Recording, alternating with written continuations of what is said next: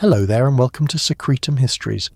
Tonight we're settling into a story that begins not with mystery in the sky, not with thunder or fire or sudden arrivals, but with something much quieter and far more subtle.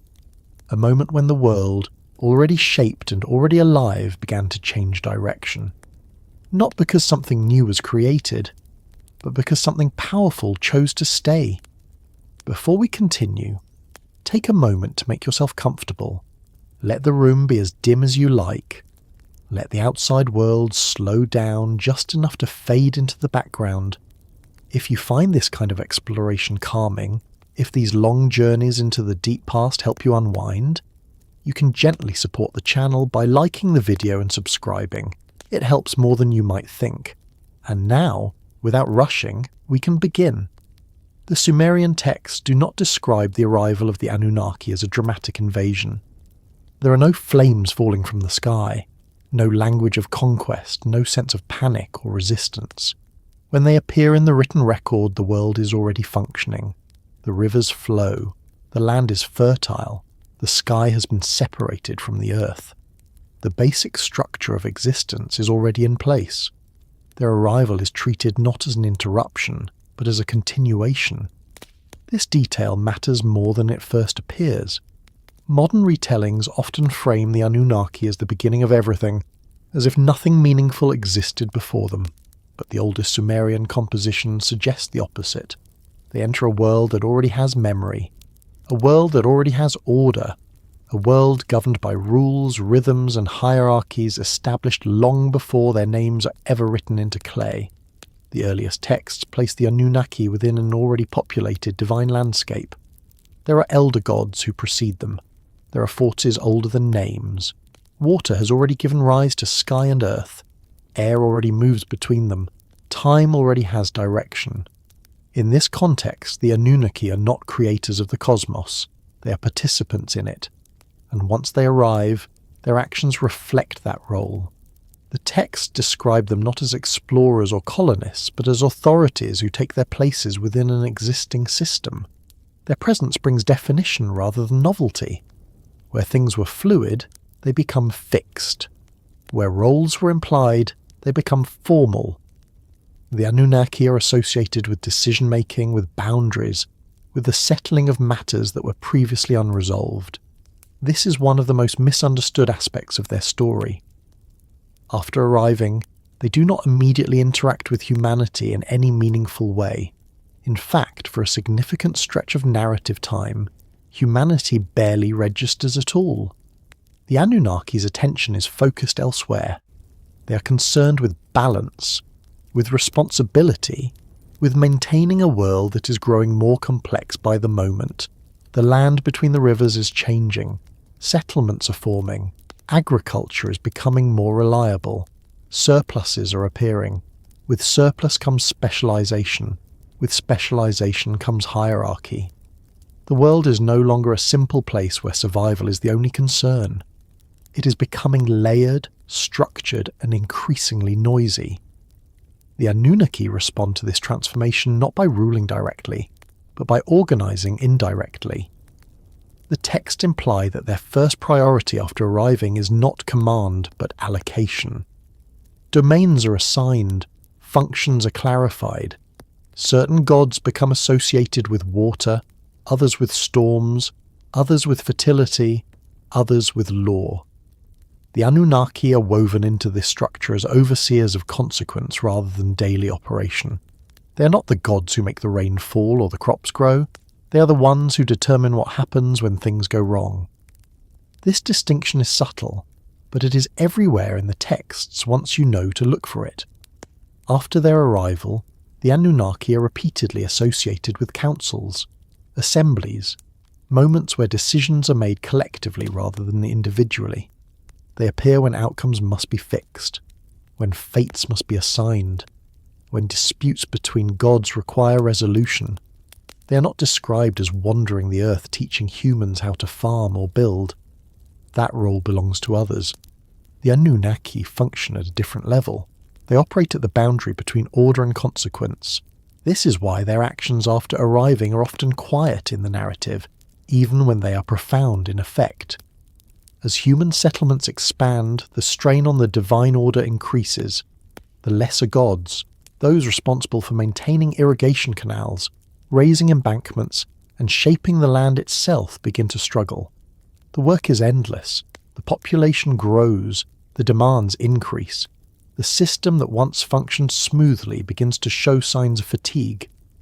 The Anunnaki observe this development without immediate intervention. Their role is not to react impulsively. They wait, they watch, they allow tension to accumulate until it can no longer be ignored. When the labour crisis finally emerges, it is not framed as a rebellion against the Anunnaki themselves, but against the structure of existence that has become unsustainable. The gods tasked with physical labour grow weary. Their complaints rise. The harmony of the system begins to fray. This is the point where the Anunnaki's presence becomes decisive. They do not swing tools, they do not dig canals, they do not carry baskets of earth. Instead, they deliberate. They assess the problem not in terms of effort, but in terms of structure. Something in the system must change if the world is to continue functioning. The solution that emerges is not presented as a triumph or a grand design. It is framed as necessity. Humanity enters the story at this moment not as a prized creation, but as an answer to imbalance. The texts are clear on this point, even if later interpretations try to soften it. Humans are introduced as workers, as caretakers, as beings designed to take on the burdens that the gods no longer wish to bear. The Anunnaki do not shape humanity directly in most accounts. That task falls to other divine figures, but the decision itself, the authorization, the acceptance of this solution into the cosmic order, belongs to the council in which the Anunnaki play a central role. After this decision, their influence becomes more noticeable. They begin to appear in contexts involving judgment, when humans fail in their duties, when boundaries are crossed, when the noise of civilization grows too loud. The Anunnaki are not constantly present, but when they are invoked, it is always for matters that cannot be ignored. They are not portrayed as cruel, but they are not gentle either. Their concern is not individual suffering, but systemic stability. The world, in their view, must function. If it does not, corrections will be made. As cities expand and human activity fills the land, the consequences of this arrangement become increasingly apparent. Humans thrive, crops multiply, trade expands, temples rise. With prosperity comes sound, with sound comes disturbance. The Anunnaki do not immediately intervene. They allow the system to play out, but the texts make it clear that they are watching, recording, weighing outcomes. Their actions after arriving are defined not by creation, but by response. They respond to imbalance with adjustment, to excess with limitation, to chaos with consequence. This pattern will repeat again and again as the story continues. It does not culminate in a single moment, but unfolds gradually, shaping the relationship between gods and humans in ways that become increasingly formal, increasingly distant, and increasingly irreversible. What begins as presence slowly becomes authority. What begins as authority slowly becomes judgment, and this transition, quiet and methodical, sets the stage for everything that follows. The world has not yet reached crisis. The flood has not yet been decided. The distance between divine and human realms has not yet hardened. But the mechanisms that will make those developments inevitable are already in motion. The Anunnaki have arrived. They have taken their places, and the world is beginning to feel the weight of order. The sky was already there long before the Anunnaki are ever named. It had weight, it had structure, it had purpose. The Sumerian texts make this clear in ways that are easy to overlook if one expects arrival to mean creation. Heaven had been lifted away from earth. Air already moved between them. The sun traced its path. The moon marked time. Stars governed seasons. None of this begins with the Anunnaki. And yet, once they arrive, the sky is no longer described as empty in the same way. Before their appearance, the upper realm is presented as distant, powerful, but largely abstract. It is a place of origin, not occupation. A domain that exists above rather than one that acts continuously upon the world below. After their arrival, that changes. The sky becomes populated not just with light and motion, but with presence. Not a crowd, not chaos, but awareness.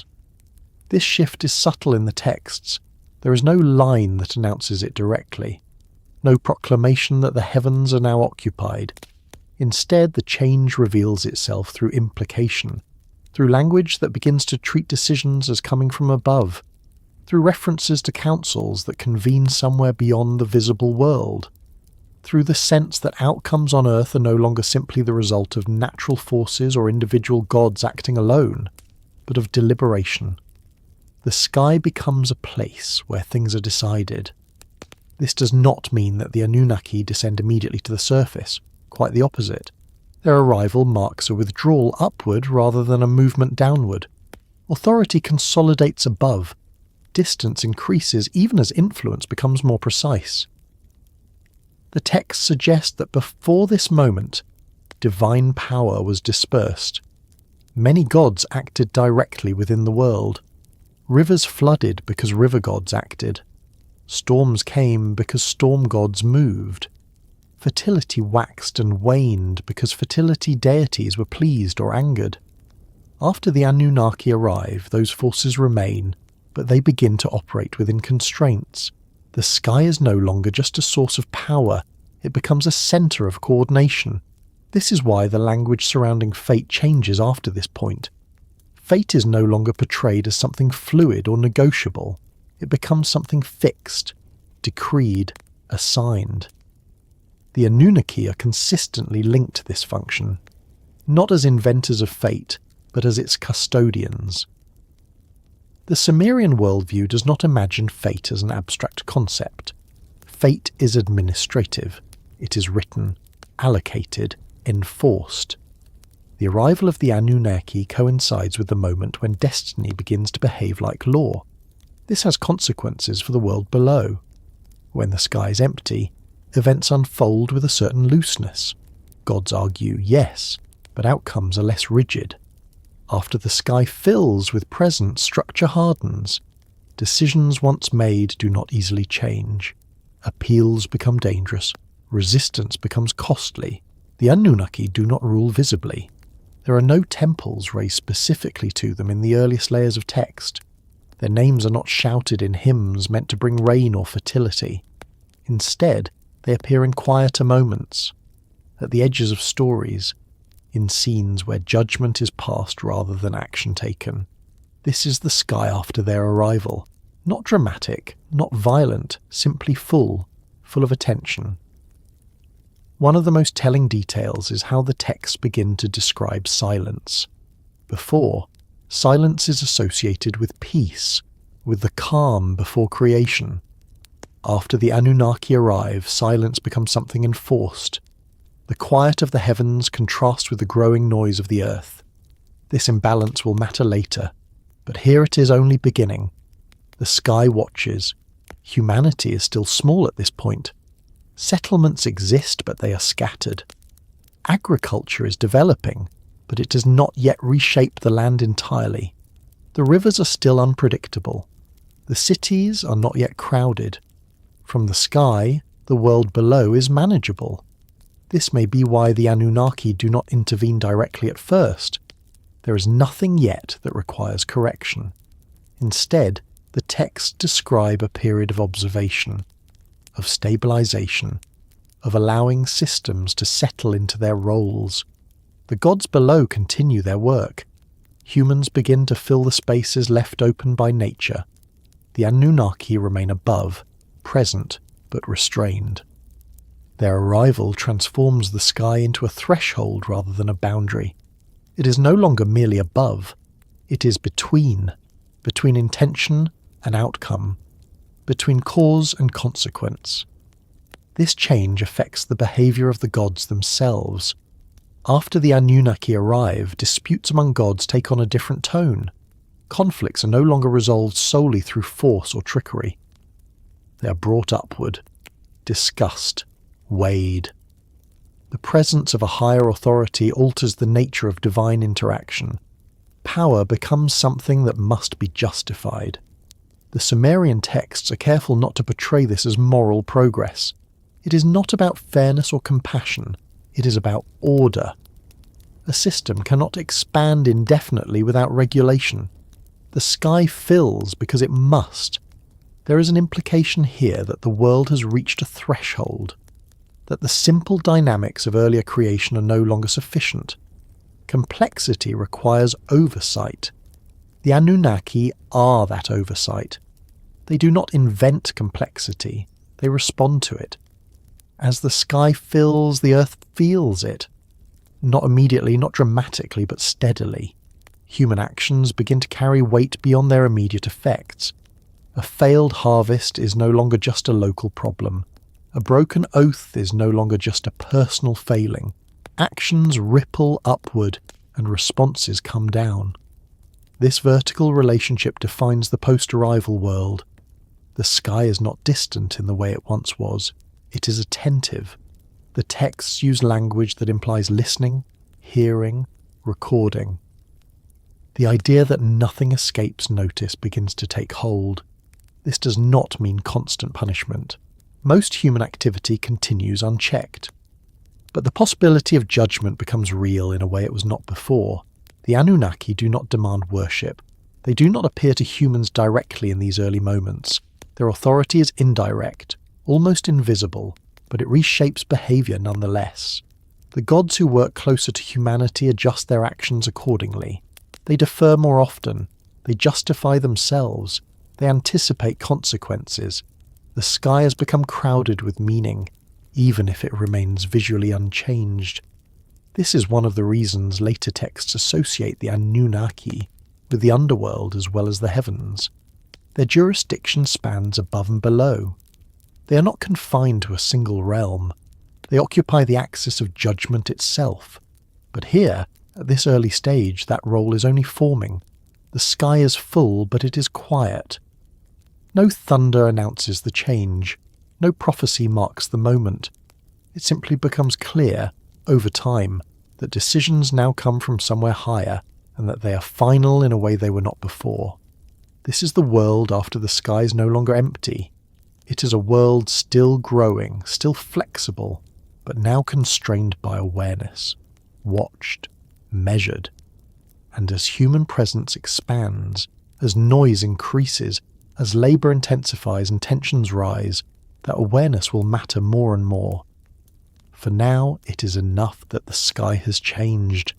The Anunnaki are there, and nothing that happens below will ever be entirely unnoticed again. They do not arrive as unknown figures. This is one of the most important details the texts quietly preserve. When the Anunnaki begin to appear more clearly in the record, they are never treated as outsiders who must introduce themselves, never framed as intruders who disrupt an established order. They are recognised immediately, not greeted, not challenged, not resisted, simply acknowledged. The language used to describe them carries no sense of novelty. There is no emphasis on appearance, no description of form, no attempt to explain who they are in simple terms. The texts assume familiarity. They are spoken of as if their authority is already understood, even if their presence is newly emphasized. This alone tells us something crucial about how the Sumerians conceived of power. Authority did not require spectacle. It did not announce itself loudly. It existed because it was accepted. The Anunnaki enter the narrative as figures whose legitimacy is not questioned. This is a sharp contrast to how other divine beings are introduced. Storm gods arrive with thunder. Fertility goddesses are celebrated through abundance. Warrior gods are marked by conflict. The Anunnaki are different. Their power is not tied to a natural phenomenon or a visible domain. It is tied to decision. They are not strangers because they do not need to prove themselves. In the earliest layers of Sumerian thought, authority flows downward. It does not rise from below. Kingship descends from heaven. Law originates beyond the city walls. Order is granted, not negotiated. The Anunnaki fit perfectly within this worldview. They do not need origin stories because authority by its nature is not explained. It is assumed. This explains why the texts rarely depict them acting alone. They are almost always presented collectively. A group, a council, a body that speaks with one voice even when disagreement exists within it. Individual Anunnaki are rarely singled out in early material. Their power lies in consensus, not personality. This collective identity reinforces their role. They are not heroes or tricksters or rivals. They are functionaries of cosmic order. Once this is understood, their actions after arrival begin to make sense. They do not rush to impose rules. They do not overturn existing arrangements. Instead, they formalize what already exists. Practices that were once flexible become fixed. Customs that varied by region become standardized. Authority that once depended on proximity becomes centralized. The Anunnaki's presence introduces permanence. Before them, divine decisions could be revised, bargained over, undermined by clever gods. After them, decrees begin to harden. The texts increasingly emphasize that once fate is set, it cannot easily be undone. Appeals become rare, exceptions become costly. This shift does not happen overnight. It unfolds gradually, almost imperceptibly. But once it begins, it does not reverse. The Anunnaki are not portrayed as inventors of law, but as its enforcers. Law exists because order exists. Their role is to ensure that order remains intact. This is why they are associated so closely with judgment rather than governance. They do not manage day-to-day affairs. They intervene when boundaries are crossed, when agreements are broken, when the system threatens to destabilize itself. They are not concerned with intention. They are concerned with outcome. The texts repeatedly link them to moments where consequences are unavoidable. Death, fate, punishment. These are not creative acts. They are corrective ones. It is easy to misinterpret this as cruelty, but the Sumerian worldview does not frame it that way. Consequence is not moral, it is structural. A world without consequence collapses. A system without enforcement dissolves. The Anunnaki are the mechanism that prevents that dissolution. This is why they are never described as compassionate or malicious. They are neither. They are necessary. As human societies grow more complex, this necessity becomes clearer. Agriculture produces surplus. Surplus produces inequality. Inequality produces tension. The more people live together, the more opportunities arise for conflict. The Anunnaki do not resolve these conflicts directly. That task falls to kings, judges, priests. But the authority behind those roles is traced upward. Kings rule because kingship descended from heaven. Judges decide because fate has been allotted. Priests interpret because the gods have spoken. Behind all of this, the Anunnaki stand as guarantors. Their presence legitimizes power structures on Earth without requiring constant intervention. This is an efficient system. Authority can operate locally while remaining anchored in the cosmic order. The texts make clear that this arrangement benefits the gods as much as humans. A stable human society produces offerings. Temples function. Rituals continue. The divine realm is sustained through regular interaction rather than crisis. The Anunnaki prefer stability. When instability arises, they act. One of the most telling aspects of their portrayal is how rarely they speak directly to humans. Messages come through intermediaries, dreams, omens, priests, kings. This distance reinforces their authority. They are not approachable. They are not negotiable. Direct contact implies familiarity. Familiarity weakens hierarchy. The Anunnaki remain remote by design. Even when humans suffer under decisions that originate from the Divine Council, the texts do not depict rebellion against the Anunnaki themselves. Complaints are directed elsewhere. Gods argue among themselves. Humans endure. This acceptance of authority is foundational to the Sumerian understanding of existence. The world is not fair, it is ordered. And order is preferable to chaos even when it brings hardship. The Anunnaki embody this principle. After their arrival, the structure of divine power becomes more clearly layered. At the top are primordial forces. Below them are active gods who shape the world. Beneath those are humans who maintain it. The Anunnaki sit between creation and consequence, ensuring that each layer remains distinct. They prevent collapse by enforcing separation. This separation is not always gentle. When humans overstep, when gods defy decrees, when noise becomes unbearable, corrections follow. The texts never frame these corrections as failures of authority. They are presented as necessary recalibrations. The Anunnaki do not apologize. Their authority is absolute within its domain. It is important to note that this authority does not depend on strength. There is no description of the Anunnaki wielding weapons or engaging in combat. Their power is not physical, it is procedural. They decide, and decisions shape reality. This is why later traditions associate them so strongly with the underworld. The underworld is where outcomes finalize, where appeals end, where fate is fulfilled. The Anunnaki belong there because that is where authority completes its work. But at this stage of the story, their role is still expanding. They are authorities, but not yet distant judges. They are present, but not yet feared in the way later texts suggest. Their authority is accepted because it works. The system holds, for now.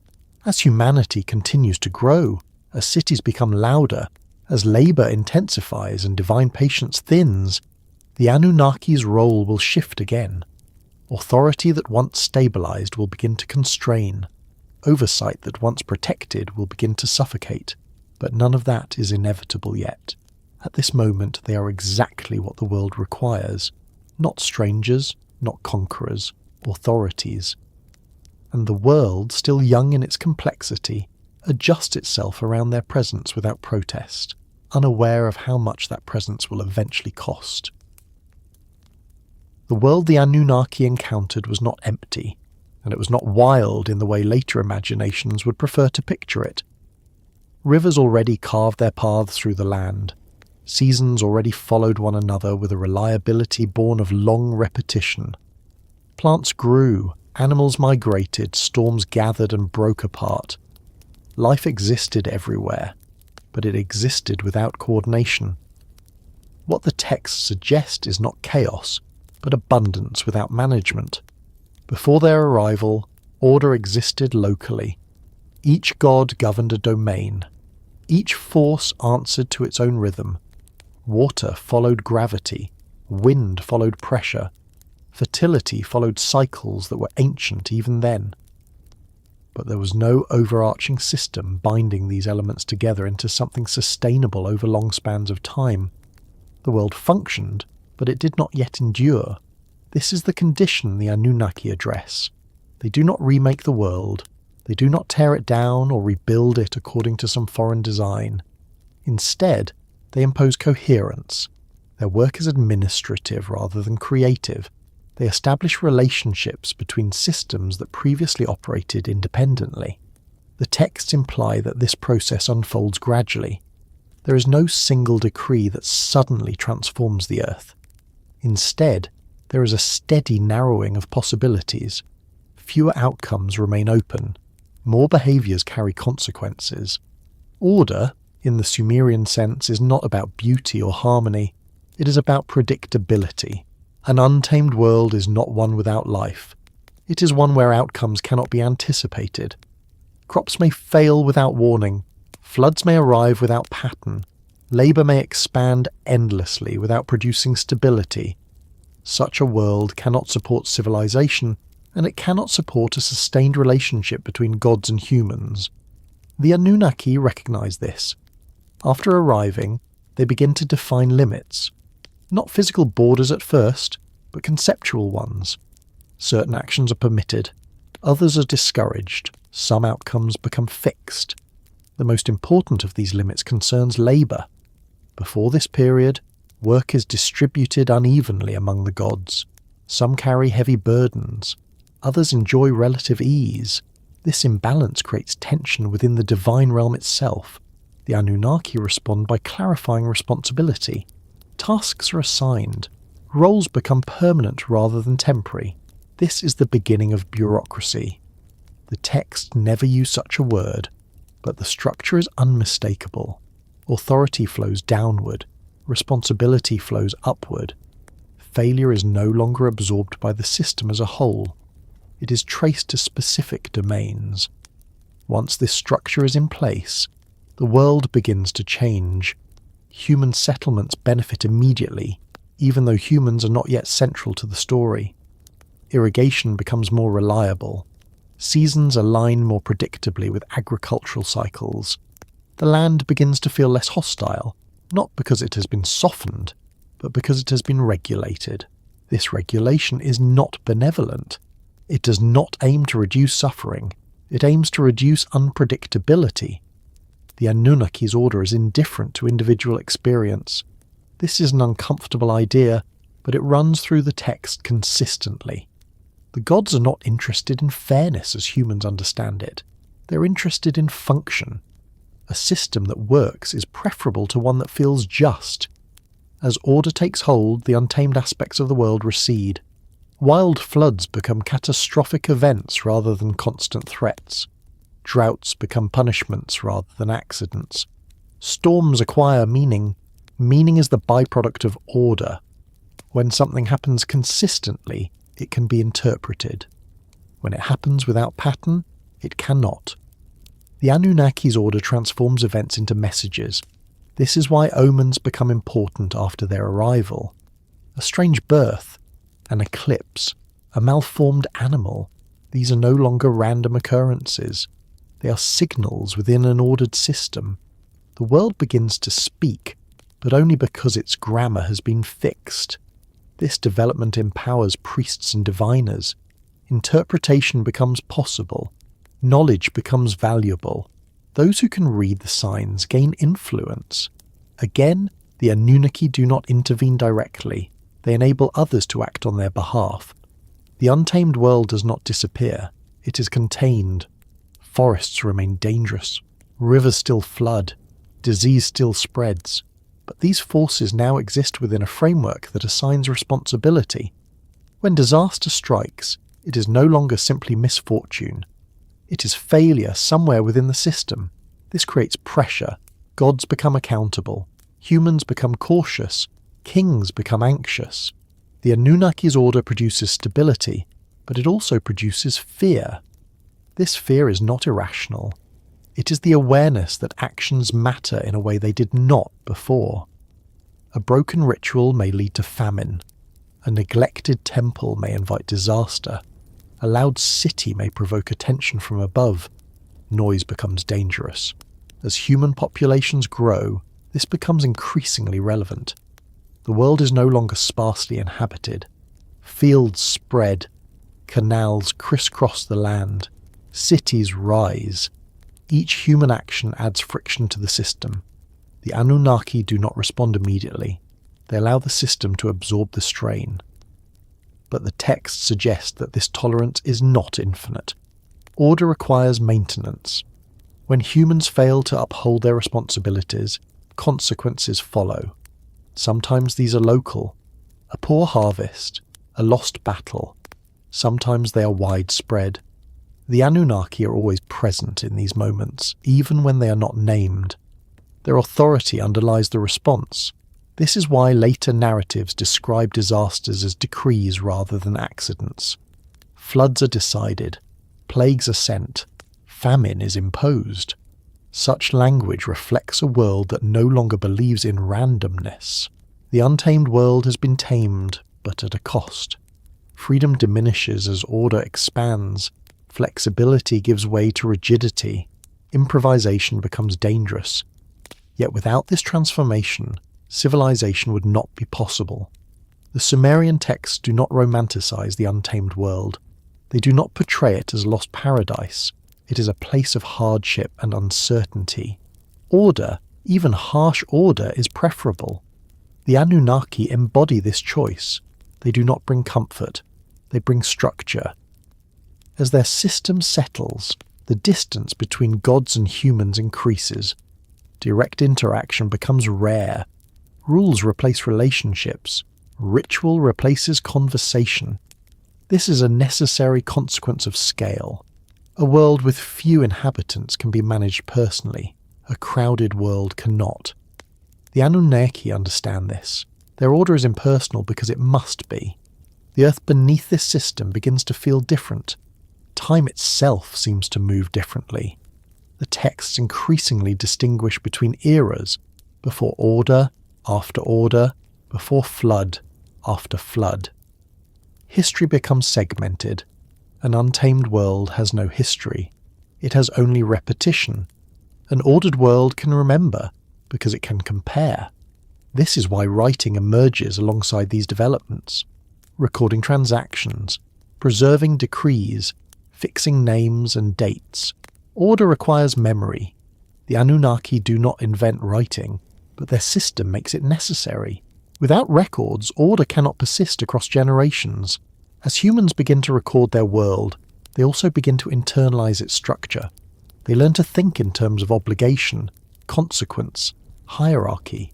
This reshapes human consciousness. The untamed world did not require obedience. It required endurance. The ordered world requires compliance. This shift is profound, and it unfolds quietly. No one announces it. No god proclaims a new era. It simply becomes clear, over time, that the world no longer forgives excess. That mistakes linger. That noise attracts attention. The Anunnaki remain above, watching the system they have stabilized begin to strain under its own success. Cities prosper, population grows, labor intensifies. The very order that made civilization possible begins to produce pressure that the system was not designed to handle indefinitely. But that realization lies ahead. For now, the untamed world has been brought into alignment, not softened, not redeemed, simply regulated. The rivers run where they are meant to. The gods know their roles. Humans begin to understand theirs.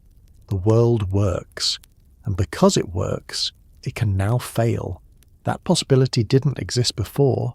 Order has been established, and nothing that follows can escape its reach. The cities come first. This is something the Sumerian texts repeat so consistently that it becomes impossible to ignore once you notice it. Before named kings, before dynasties, before crowns, lineages, and royal propaganda, the cities are already there. They are not founded by humans acting alone, and they are not ruled by kings at the beginning. They exist as places of function before they exist as seats of power. This idea runs directly against the way later history is usually told. We are accustomed to thinking of cities as the products of rulers, as monuments to authority, as extensions of kingship. The Sumerian record preserves something older and stranger. Kingship descends after the cities already exist. Authority follows infrastructure. This sequence matters. After the arrival of the Anunnaki and the establishment of order, the world begins to organize itself spatially, not through conquest, but through concentration. People gather, work centralizes, storage becomes necessary. Ritual requires fixed locations. Trade demands reliability. Out of these pressures, cities form. The texts do not describe dramatic founding moments. There is no single day when a city suddenly appears. Instead, cities emerge as solutions to logistical problems. They are responses to order, not expressions of ambition. The Anunnaki are closely tied to this process, though not in the way later interpretations imagine. They do not walk among the people laying stones or marking boundaries. Their influence is structural. Cities arise because the system now rewards stability and punishes dispersal. An ordered world favours fixed points. Fields require irrigation. Irrigation requires coordination. Coordination requires administration. Administration requires proximity. Over time, this gravity pulls people inward. The earlier cities are not centres of power. They are centres of maintenance. Canals must be cleaned, embankments repaired, surplus stored, tools distributed, ritual calendars observed. None of this requires a king. It requires organization. The Sumerian texts emphasize this by associating early cities with gods rather than rulers. Each city belongs to a deity, not metaphorically but functionally. The city exists to serve the god, not the other way around. This arrangement predates kingship. Temples stand at the heart of these early cities, not palaces. The largest structures are not residences. They are administrative and ritual centres. Grain is collected there, offerings are stored there, records are kept there. The god is the owner. Humans are caretakers. The Anunnaki's role in this system is indirect but essential. They legitimize the structure by defining the hierarchy above it. Cities exist under divine authority, even if no human ruler yet claims control. This is why kingship must descend from heaven later. Authority cannot emerge from the city itself because the city does not belong to humans. It belongs to the gods. Before kings appear, cities operate through priestly administration. Priests do not rule in the later political sense. They manage, they interpret signs, they ensure rituals are performed correctly. Their authority is functional, not coercive. The texts never portray this as an ideal age. Life is hard, labour is constant, survival is uncertain, but there is a sense of balance. Each part of the system knows its place. This balance begins to shift as cities grow. Population density increases. Surplus accumulates. Specialization expands. Some people stop farming. They become scribes, artisans, merchants. This differentiation creates inequality. With inequality comes tension. The Anunnaki are not named as the architects of this change, but they are implicated by the structure they have established. Order enables accumulation. Accumulation produces disparity. Cities without kings can function only up to a point. As complexity increases, decisions become more consequential. Disputes arise that ritual alone cannot resolve. Resources must be allocated. Defense becomes necessary. The system begins to strain. The texts reflect this strain through subtle shifts in language. Early descriptions emphasize service and maintenance. Later ones introduce conflict, competition between cities, rivalries between deities, disagreements over precedence. These conflicts are not yet human wars in the later sense. They are disputes over divine favour, ritual correctness, access to resources. Still, they require resolution.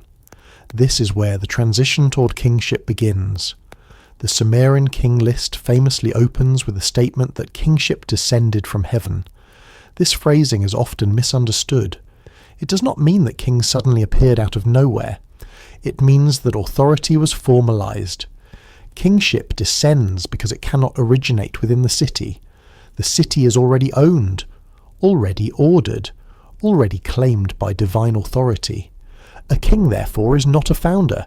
He is an administrator elevated to enforce decisions that priestly management can no longer contain. This elevation requires divine sanction. Without it, kingship would be illegitimate. The Anunnaki's role here is foundational. Their authority makes human authority possible. By defining the hierarchy of the divine realm, they create a model that can be mirrored below. Just as decisions are made above and enforced below, so too can decisions be made by a human intermediary who represents divine will. Kings do not replace gods, they represent them. This representation is fragile at first. Early kings are not absolute rulers. They rule with constant reference to divine approval. Omens matter. Ritual correctness matters. Failure can mean removal. The texts preserve memories of this vulnerability. Kings are judged. Kings fail. Kings are punished. Cities remain primary. Even after kingship appears, cities retain their divine identities. A king rules a city, not a territory. His legitimacy is tied to that city's god. Losing divine favour means losing authority. The Anunnaki loom in the background of this arrangement. They do not appoint kings directly in most narratives, but their presence underwrites the entire system. Fate, after all, is their domain. A king rules because it is his fate to rule, and fate, once set, is not easily changed. This framing removes kingship from purely human ambition. It becomes something dangerous, a burden, a responsibility imposed rather than seized. The texts are clear that early kingship is not a privilege.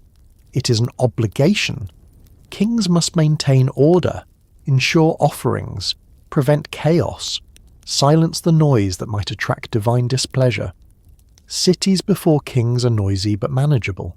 Cities with kings become louder, more ambitious, more productive. This increase in noise is not metaphorical. The texts speak of sound as a real problem. Human activity fills the land. Temples ring with ritual, markets buzz, construction never stops. The Anunnaki notice. Their concern is not moral, it is structural. A world designed for limited activity is now operating at full capacity. Cities have succeeded too well. This success creates the conditions for catastrophe, though the texts do not frame it as punishment yet. It is framed as imbalance. The cities are working. Kingship has been established. Authority flows smoothly. And still something is wrong. The Anunnaki do not act immediately. They allow the system to reveal its limits. The world must demonstrate that it cannot sustain this level of activity indefinitely. This patience is important. It reinforces their role as authorities rather than rulers. They intervene only when intervention is unavoidable. Meanwhile, cities continue to expand. Walls are built, canals lengthen, trade routes extend, human presence spreads across the land, the distinction between city and countryside sharpens, order concentrates, wilderness recedes. This transformation is irreversible. Once cities exist, the world cannot return to a dispersed state. Too much infrastructure exists. Too many systems depend on coordination. Kingship locks this in place. The Anunnaki understand permanence. They do not undo systems lightly. Cities before kings represent a transitional phase, a moment when order exists without coercion, when maintenance outweighs ambition, when authority is present but diffuse. That moment passes quietly. Kingship descends, power centralizes, responsibility intensifies. The Anunnaki remain above it all, unchanged in position but increasingly implicated in outcome. Their system has produced a world capable of sustaining civilization, but also capable of overwhelming itself. The cities are no longer experiments, they are realities, and realities once established demand reckoning. The texts do not rush this reckoning. They allow centuries to pass, generations to rise and fall, cities to flourish, but beneath it all the structure holds. The Anunnaki's order continues to govern. Consequence accumulates. Cities came before kings, and because they did, kings will be judged not by what they build, but by whether they can preserve what already exists without breaking the system that made it possible. That burden will shape everything that follows. Once order takes hold, confusion becomes dangerous. The Sumerian texts are remarkably consistent on this point. A world filled with divine power but lacking defined roles is not a harmonious world. It is unstable. Too many wills acting freely in the same space produce conflict, overlap and collapse. The arrival of the Anunnaki coincides with a deliberate move away from this condition. What follows is not chaos among the gods, but its opposite. After their presence is established, the divine realm begins to resemble a system rather than a collection of personalities. The texts increasingly describe gods in terms of function rather than character. What matters is not who they are, but what they are responsible for. Power becomes specialized. This shift is essential for understanding what the Anunnaki actually do. They do not replace other gods. They do not erase older deities or seize their domains. Instead, they oversee a redistribution of responsibility that had become necessary as the world grew more complex. The divine realm adapts in the same way the human world does, through division of labour. Before this period, gods are often portrayed as broadly capable. A single deity might be associated with fertility, protection, war and wisdom all at once. Such fluidity works in a simpler world. It fails in a crowded one. The Anunnaki recognize this limitation. Their solution is not creative exuberance but constraint. Each god is narrowed, defined, bound to a domain that cannot be easily abandoned or expanded. Once assigned, a role becomes obligation rather than preference. This is where divine freedom begins to diminish. The texts never frame this as loss. They frame it as necessity. A god who governs too many things governs none of them well. A god without boundaries creates interference. Order requires restraint. After the Anunnaki arrive, the divine world begins to mirror the administrative logic developing among humans. Just as cities require specialized roles to function, so too does the cosmos. Water must be managed separately from storms. Justice must be separated from fertility. Wisdom must not interfere constantly with law. The Anunnaki stand above this division, not performing tasks themselves, but ensuring that tasks remain distinct. This is why they are rarely associated with natural phenomena. They do not cause rain. They do not move the sun. They do not bring crops. They regulate those who do. The texts imply that this regulation is enforced through decree rather than force. A god who oversteps is corrected. A god who neglects duty invites consequence. Divine disputes are no longer settled by raw power alone. They are settled by reference to assigned roles. This is a profound change. Earlier myths often depict gods stealing, deceiving, or overpowering one another to achieve goals. After the Anunnaki's authority is established, such behavior becomes rarer and more dangerous. Trickery still exists, but it carries risk. Intervention without sanction invites punishment. The divine realm becomes governed. This governance is not democratic. It does not involve equal voices. It is hierarchical. Some gods matter more than others. Some domains carry greater weight. The Anunnaki preside over this hierarchy without occupying its lower levels. They do not manage the system. They maintain its integrity. One of the clearest signs of this is how divine failure is described. When crops fail, it is no longer simply because a god was angry. It is because a responsibility was neglected. When disaster strikes, it is because a balance was disturbed. This language reflects a world where causes are traced. The Anunnaki are always present at the end of that trace. This does not mean that the divine realm becomes peaceful. On the contrary, tension increases. Gods chafe against limits. Domains overlap in practice, even if they are separate in theory. Human activity constantly pushes against divine boundaries, but chaos is no longer tolerated as a state. It becomes something to be corrected. The texts emphasize that the Anunnaki do not micromanage. They intervene selectively. A system that requires constant correction is a failed system. Their goal is sustainability. This is why they are patient. Human suffering does not immediately trigger action. Divine frustration does not immediately result in catastrophe.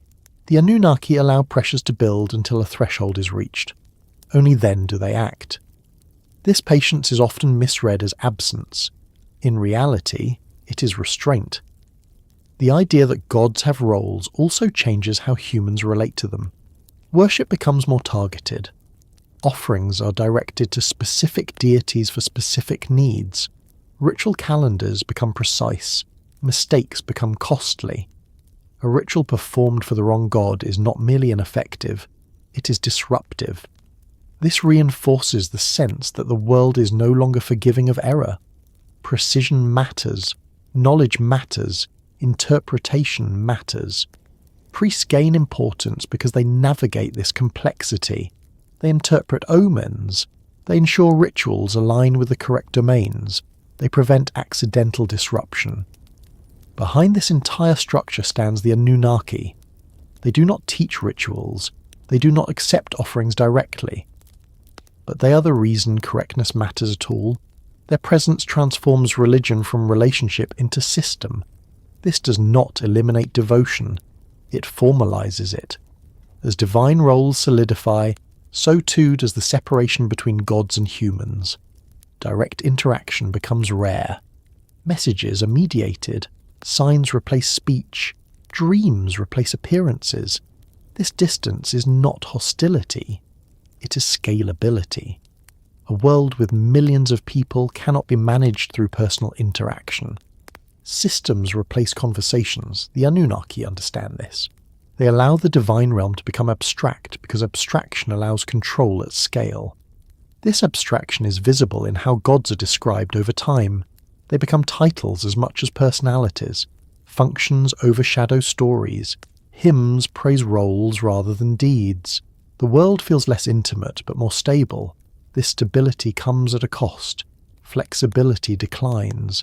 Mercy becomes exceptional rather than common. Appeals require extraordinary circumstances. The Anunnaki are not cruel, they are uncompromising. Their order does not bend easily because bending threatens collapse. As cities grow louder and human activity intensifies, this rigidity will matter more and more. A system that once absorbed variation will begin to fracture under excess. But for now, the division of divine roles works. The rivers flow, the fields yield, the rituals hold, the cities endure. Chaos has not been eliminated, it has been compartmentalized. The gods know what they are allowed to do, humans know who to address. The sky remains full but orderly, and the Anunnaki remain where they have always been since their arrival, above action, beneath outcome, watching the system they helped stabilize grow increasingly strained by its own success. Divine chaos has been replaced by divine roles, and once roles exist, failure becomes measurable. That knowledge will soon prove dangerous. The problem does not announce itself all at once. It builds quietly, almost invisibly, beneath a system that appears to be working.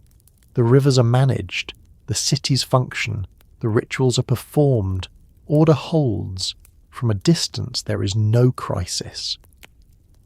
But within the structure the Anunnaki have stabilized, strain begins to accumulate in a very specific place. The work. Not work in the abstract sense, but physical labor. Repetitive, exhausting, unending labor. The kind that does not generate authority or prestige, but without which nothing else can exist. The Sumerian texts are unusually direct about this. They do not romanticize labor. They do not portray it as noble or uplifting. Work is described as burden, as weight, as something endured rather than embraced.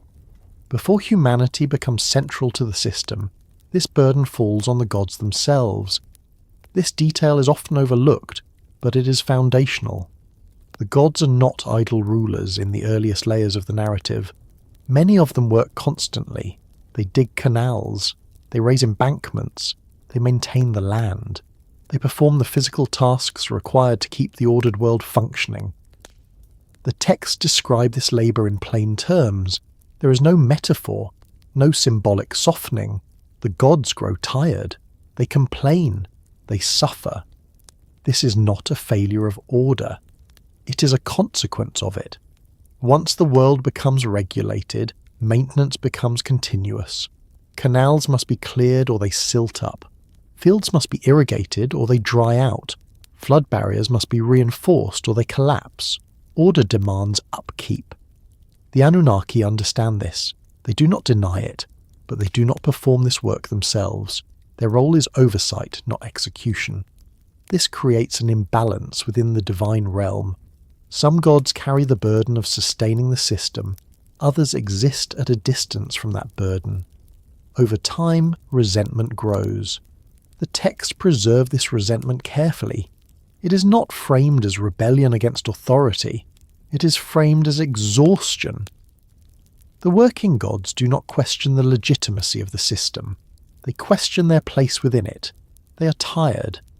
This is where the phrase, "the work no one wanted to do," truly applies. The labour is essential, but it offers no reward beyond continued existence. There is no advancement, no end, only repetition. The Anunnaki do not ignore these complaints. They gather, they listen, They allow the frustration to be voiced. This alone is significant.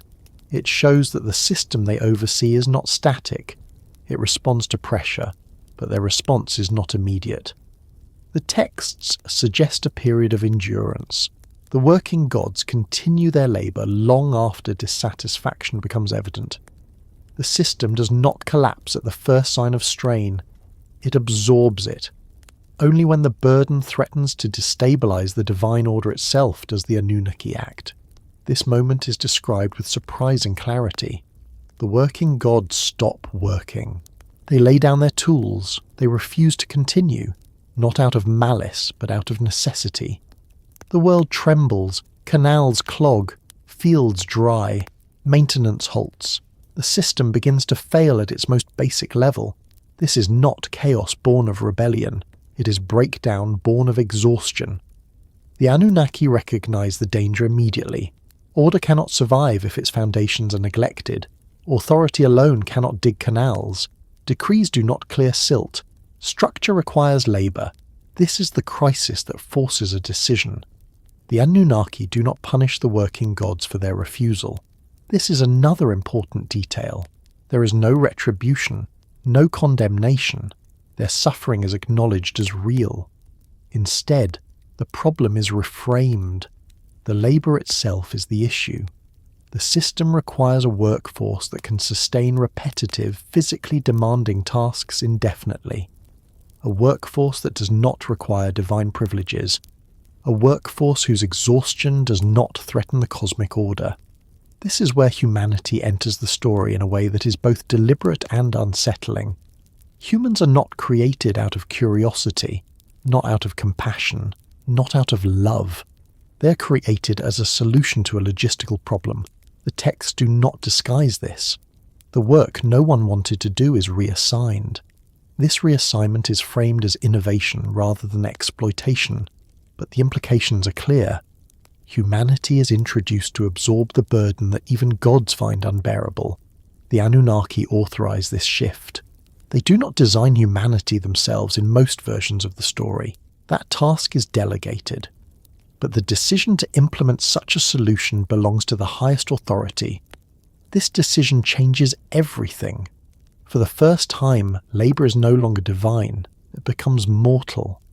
This distinction reshapes the entire structure of existence. Gods move further from the ground. Humans move closer to it. The gap between authority and effort widens. The Anunnaki system becomes more efficient, but also more distant.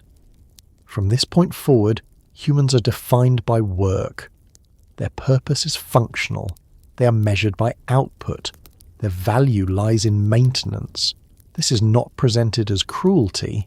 It is presented as necessity. The Sumerian worldview does not question whether this is fair. Fairness is not the metric. Stability is. Humans take on the tasks that sustain the world. They dig canals. They build temples. They farm fields. They repair damage. The gods step back. The Anunnaki watch. This redistribution of labour has immediate effects. The divine realm stabilizes. Tension among the gods diminishes. The system regains equilibrium. But a new pressure begins to build elsewhere. Humans, unlike gods, are finite. They age, they weaken, they die. Their labour cannot be sustained indefinitely without replacement. This introduces a new variable into the system: population. To maintain output, numbers must increase.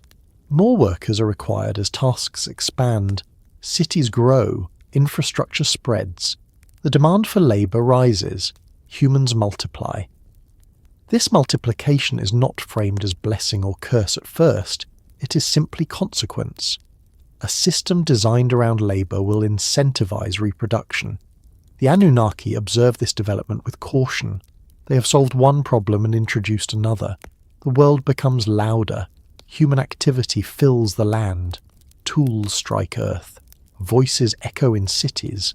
Construction never stops. The silence that once characterized the divine realm is disturbed. This disturbance is not immediate cause for action. The Anunnaki tolerate a great deal. But the texts make clear that sound matters. Noise is not metaphorical. It is physical. It travels upward. The work no one wanted to do is being done. The system functions. Order is preserved. And yet, the cost of that preservation is becoming impossible to ignore. The Anunnaki did not intend to create suffering for its own sake, but suffering becomes an inevitable byproduct of assigning infinite labour to finite beings. The texts do not linger on individual hardship. They describe the condition collectively. Humanity groans under its burden. The language echoes the earlier complaints of the working gods. This parallel is deliberate. What the gods once endured, humans now endure. The Anunnaki recognize the symmetry. They also recognize the difference. Gods could refuse, humans cannot. This asymmetry will matter later. For now, the system holds. The work is being done, the canals flow, the fields yield, the temples stand. The Anunnaki have solved the problem of labour, but they have not eliminated strain. They have relocated it. And as human labour intensifies, as cities expand, as noise rises, the pressure on the system begins to return from a different direction. The work no one wanted to do has been reassigned. But no system can escape the consequences of its design. The Anunnaki understand this. They are not surprised by what follows. They are watching, measuring, waiting. Because the moment will come when the solution itself becomes the problem. And when that happens, authority will be tested in a way it has not been before. The decision does not arrive suddenly. It is not dramatic. There is no thunderous declaration, no moment when the sky splits open and a single will imposes itself on the world. The Sumerian texts describe something slower, heavier, and far more consequential. A decision that emerges because every alternative has already failed. By the time this moment arrives, the system is functioning. Labour has been reassigned. The gods are no longer exhausted. Humanity has taken on the work required to maintain the ordered world. Canals are dug, fields are planted, temples rise, cities expand. From a structural perspective, the solution works, and yet the pressure does not disappear. It changes direction. The Anunnaki observe the effects of their earlier choice with careful distance. They see that the burden they removed from the divine realm has not vanished. It has condensed, focused. Human beings now carry what gods once carried, but without divine resilience. This creates a new imbalance. Human labour is effective, but it is relentless. Humans work not in cycles of choice, but in cycles of necessity. Fields must be tended whether bodies are strong or weak. Canals must be cleared whether hands are willing or not. Maintenance never ends. As a result, humanity multiplies, not because of blessing or intention, but because replacement is required. The system demands it. Where one worker falls, another must rise. Birth becomes a function of survival rather than celebration. The land fills. The Sumerian texts describe this filling in simple terms. People spread across the plains, settlements thicken, activity increases, sound accumulates. The world becomes crowded in a way it has never been before. This crowding affects the gods, not emotionally but structurally. The divine realm is no longer insulated from the consequences of its design. The noise of human activity rises into the heavens. Rituals multiply, offerings increase, temples operate constantly. The silence that once defined the upper realms is broken. The Anunnaki recognize this as a warning sign. The system they oversee was never designed for infinite expansion. Order can accommodate growth, but only within limits. Beyond those limits, stability begins to fracture. This is the moment when the decision becomes unavoidable. The texts portray the Anunnaki as convening, not in panic, not in anger, but in recognition. The signs are clear. The world is exceeding its tolerances. This is not a moral judgment. Humanity has not sinned in any abstract sense. They have done exactly what they were created to do.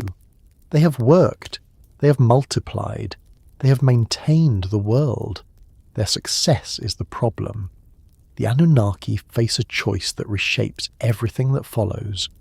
They can allow the system to continue expanding until it collapses under its own weight, or they can intervene, imposing limits that will preserve order at the cost of suffering. The texts are unambiguous about which option is chosen. Preservation outweighs comfort. This decision marks a turning point not just in the relationship between gods and humans, but in the nature of existence itself. Before this moment, growth is largely unchecked. After it, limitation becomes fundamental. The Anunnaki decide that the world must be reduced. This reduction is not framed as punishment. It is framed as correction, a recalibration of scale. The texts emphasize that the decision is collective. It is not the whim of a single god. It emerges from consensus among those responsible for maintaining order. The Anunnaki do not act impulsively. They act reluctantly but decisively. This reluctance matters. It tells us that the Anunnaki are not indifferent to consequence. They understand that what they are about to authorize will bring destruction. But they also understand that refusing to act will bring something worse. Total collapse. The decision that changes everything is not about creating something new. It is about ending something that has grown too large. At this stage, the form that this intervention will take is not yet specified in the texts. The details come later. What matters here is the shift in principle. From this moment forward, humanity is no longer allowed to expand freely. Limits are introduced. These limits manifest gradually at first. Subtle constraints, shorter lifespans, increased vulnerability. The texts hint that mortality itself becomes more fixed during this period. What was once fluid becomes absolute. The Anunnaki authorize this tightening. They do not descend to enforce it personally. They work through systems already in place, through fate, through decree, through adjustments to the underlying rules of existence. This is where their authority is most clearly felt. They do not destroy cities immediately. They do not erase humanity overnight. They begin by narrowing possibility. Long life becomes rare. Survival becomes uncertain. Reproduction becomes regulated through hardship rather than command. The world begins to resist human expansion. Diseases appear. Accidents increase. The environment becomes less forgiving. These are not random events. They are expressions of the new limits. The Anunnaki watch to see if these measures are sufficient. For a time, they are. Human growth slows. The system stabilizes. Noise diminishes. Order holds. But the balance is temporary. Human ingenuity adapts. Survival strategies improve. Cities reorganize. Population rises again. The pressure returns. The Anunnaki realize that incremental correction is not enough. The system is too resilient. This realization leads directly to what will later be remembered as catastrophe.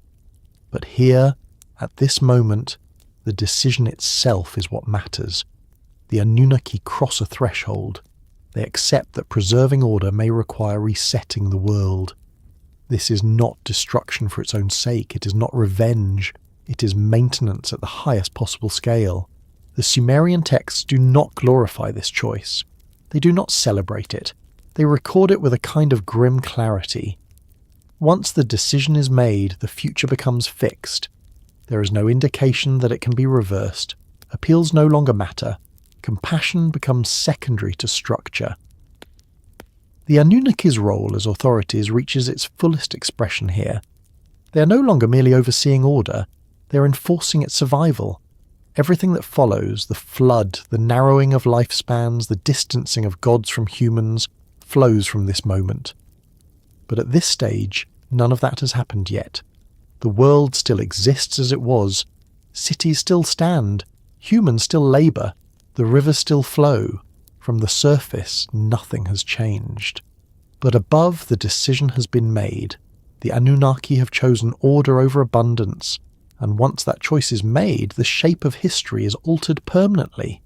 The world is now living on borrowed time. It does not know it yet, but the system that allowed it to flourish is preparing to reclaim balance no matter the cost. This decision does not end the story. It begins the part that can no longer be undone. Humanity enters the Sumerian story quietly, without ceremony, without celebration, and without purpose beyond function. This is one of the most uncomfortable truths preserved in the texts, and it is also one of the clearest. Humans are not introduced as the culmination of creation. They are not described as the reason the world exists. They appear because something else has failed. The system needed labour. That is the beginning and the end of it. Before humans are ever mentioned as a collective presence, the world is already old. The gods exist. Order has been imposed. Cities are forming. Canals cut through the land. Fields are cultivated. The machinery of civilization is already turning. What it lacks is endurance. Divine labour proves unsustainable. Even gods tire when repetition has no end. The Anunnaki recognize this long before humans become central to the narrative. Their role as authorities forces them to confront a problem no amount of decree can solve. Work must be done continuously, and no divine hierarchy can function if its members are consumed by maintenance. The solution is not philosophical, it is practical. Humanity is introduced as infrastructure. The texts do not hide this. When humans are created, the language used is not affectionate, it is instructional. Humans are formed to carry loads, to dig, to farm, to build, to maintain. They are shaped from material associated with the earth and water, substances already tied to labour and fertility. Their origin binds them physically and symbolically to work. This framing matters. Humanity is not designed for contemplation or mastery. Those qualities may emerge later, but they are not the goal. The goal is continuity. The world must keep functioning without exhausting the gods who govern it. The Anunnaki approve this solution because it preserves order. They do not create humans directly in most accounts, but their authorization is essential. Without it, such a redistribution of labour would undermine the hierarchy they oversee. Humanity must be integrated into the system, not exist outside it. Once this integration occurs, everything shifts. The burden that once strained the divine realm is transferred downward. Humans take on the endless tasks that sustain the ordered world. The gods step back, distance increases, authority consolidates. From the perspective of the Anunnaki, the problem has been solved.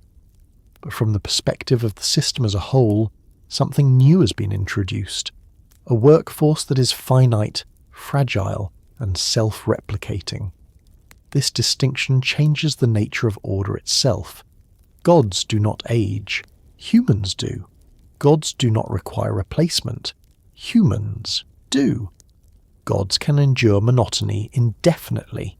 Humans cannot. The system compensates for this through numbers.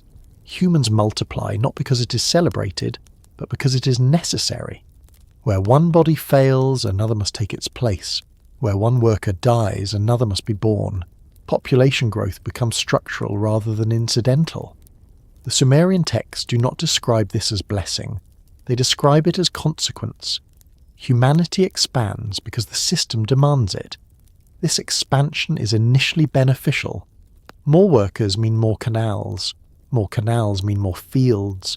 More fields mean more surplus. Cities grow. Trade flourishes. Stability increases. From the standpoint of the Anunnaki, the solution is working exactly as intended. But the texts also preserve the cost. Humans are not described as content. Their lives are filled with labour. Days are long. Bodies break. Survival is uncertain. Death is common. These conditions are not framed as punishment. They are framed as baseline. This is what humans are for. The Anunnaki do not intervene in this suffering because suffering is not a malfunction of the system. It is a byproduct of its design.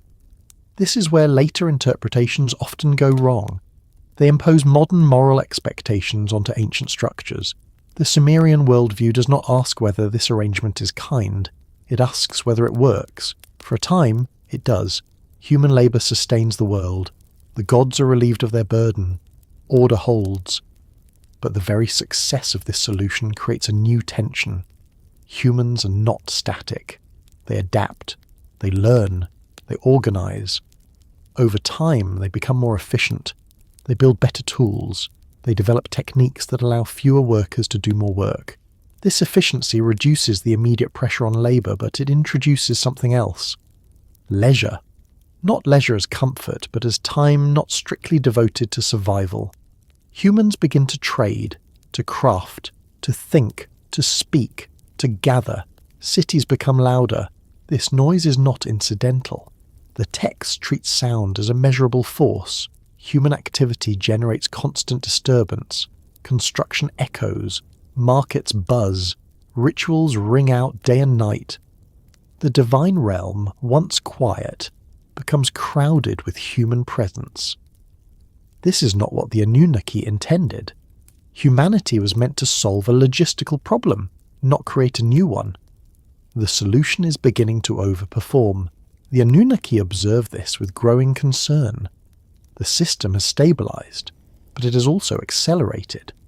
Growth that once seemed manageable now threatens to exceed limits. Here the original framing of humanity becomes critical. Because humans were never the goal, they can be adjusted. This is the unspoken logic of the texts. If humanity existed for its own sake, intervention would be unthinkable. But humanity exists to serve order.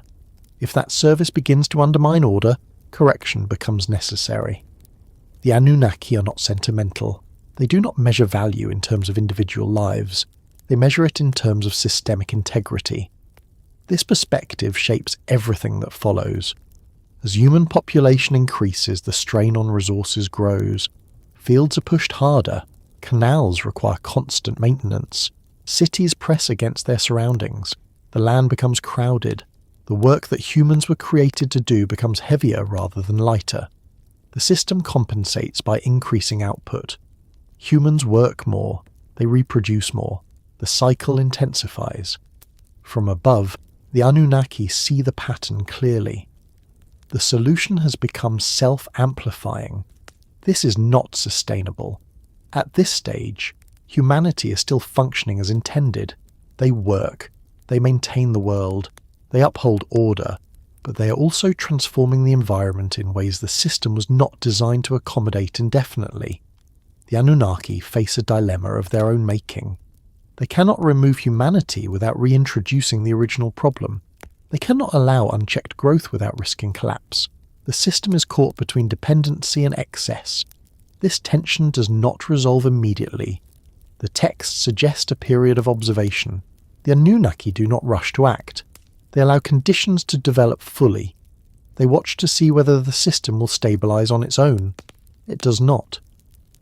Human adaptability outpaces structural limitation. Each constraint produces a workaround. Each hardship produces innovation. Humans survive when they should not. They expand when they should contract. This resilience is not framed as virtue. It is framed as threat.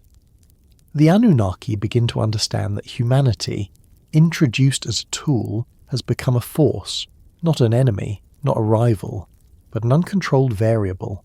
This realization changes how humans are regarded within the system. They are no longer merely labourers, they are potential disruptors. This shift is subtle in the texts, but it is there. Language changes. Humans are described not just as workers, but as noisy, numerous, difficult to manage. The problem is not disobedience. Humans are doing exactly what they were designed to do. The problem is scale. The Anunnaki's authority now extends beyond assigning labour. It must regulate existence itself. This is where the idea of limitation begins to harden. Lifespans shorten. Disease becomes more common. Death becomes more final. These are not moral judgments. They are structural controls. Humanity is being adjusted. The Anunnaki do not announce this adjustment. There is no warning. The changes are embedded into reality itself. The rules governing life quietly shift. Humans feel the effects without understanding the cause. This reinforces their position as a solution rather than a goal. Solutions can be modified. Goals cannot. The texts never suggest that humans are consulted. Their role does not include consent. They are components in a system too large to accommodate individual will. This is not cruelty in the Sumerian sense, it is order. As the Anunnaki continue to observe, they recognize that incremental limitation may not be sufficient. The system remains under strain. The noise persists. The population rebounds. The solution continues to generate side effects.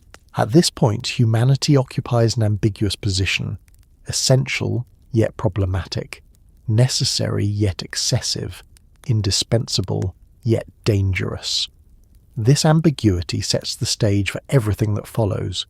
The Anunnaki do not regret creating humans. Regret has no place in their logic, but they accept that the solution must be refined. Humanity will remain part of the system, but it will not be allowed to grow without bound. This is the implication that hangs over the texts as they move forward. Humans were never meant to be central. They were meant to be useful. Usefulness can be measured. Centrality cannot. The Anunnaki choose measure. They prepare to enforce it. And humanity, unaware of the calculus unfolding above, continues to work, to build, to multiply, believing that endurance alone is enough. The system they sustain is already preparing to redefine their place within it, not as partners, not as heirs, but as a solution that must remain contained.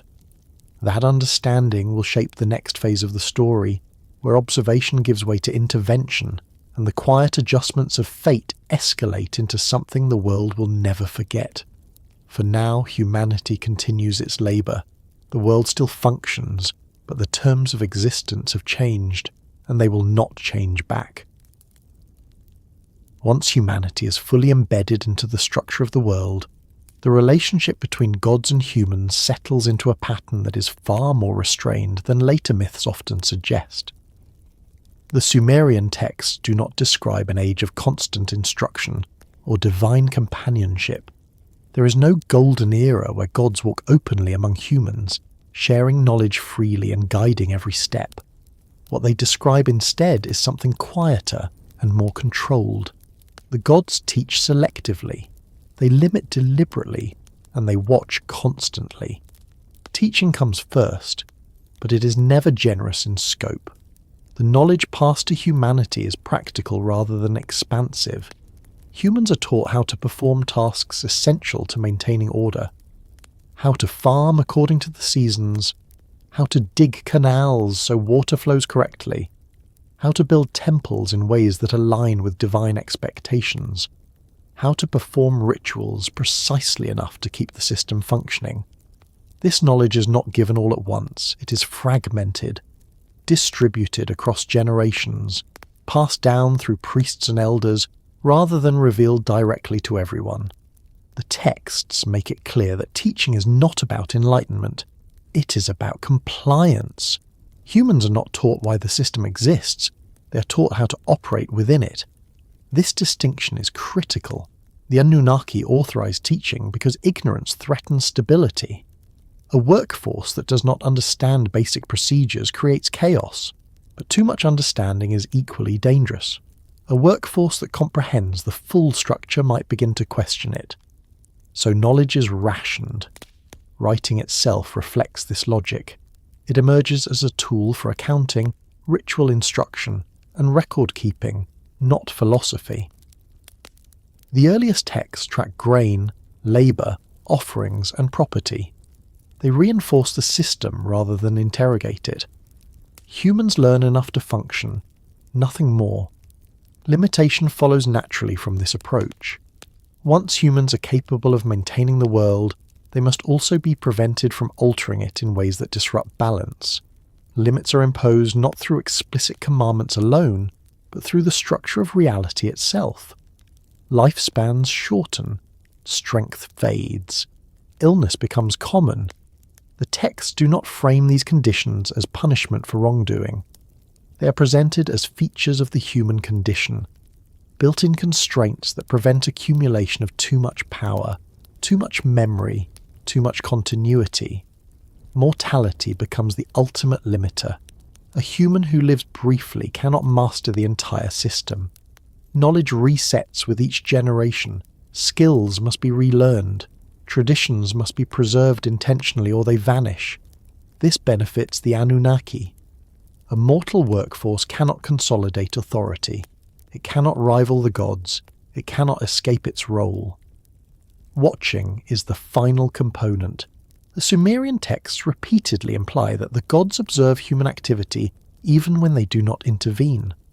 Omens, dreams, and signs function as indicators that nothing is truly unseen.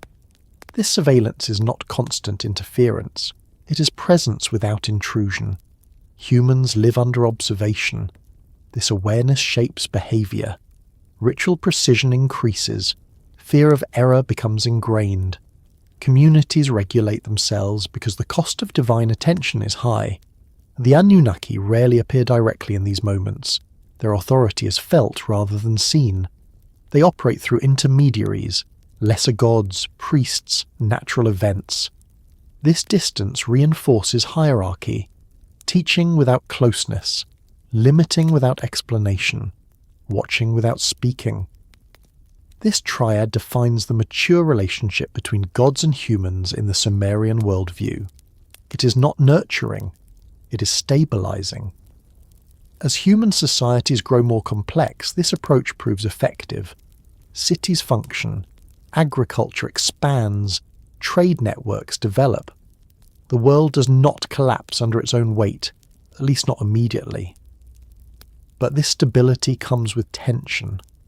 Humans begin to sense the limits placed upon them, even if they cannot articulate them. Lifespans shorten compared to earlier mythical rulers. Diseases appear without clear cause. Accidents feel arbitrary. The world seems less forgiving than before. The texts do not suggest that humans rebel consciously against these limits. Instead, they adapt. They create social structures to cope with fragility. Families replace individual continuity. Lineages preserve memory. Rituals promise protection. These adaptations further entrench the system. The Anunnaki watch all of this unfold. They do not correct every failure. A system that requires constant intervention is unsustainable.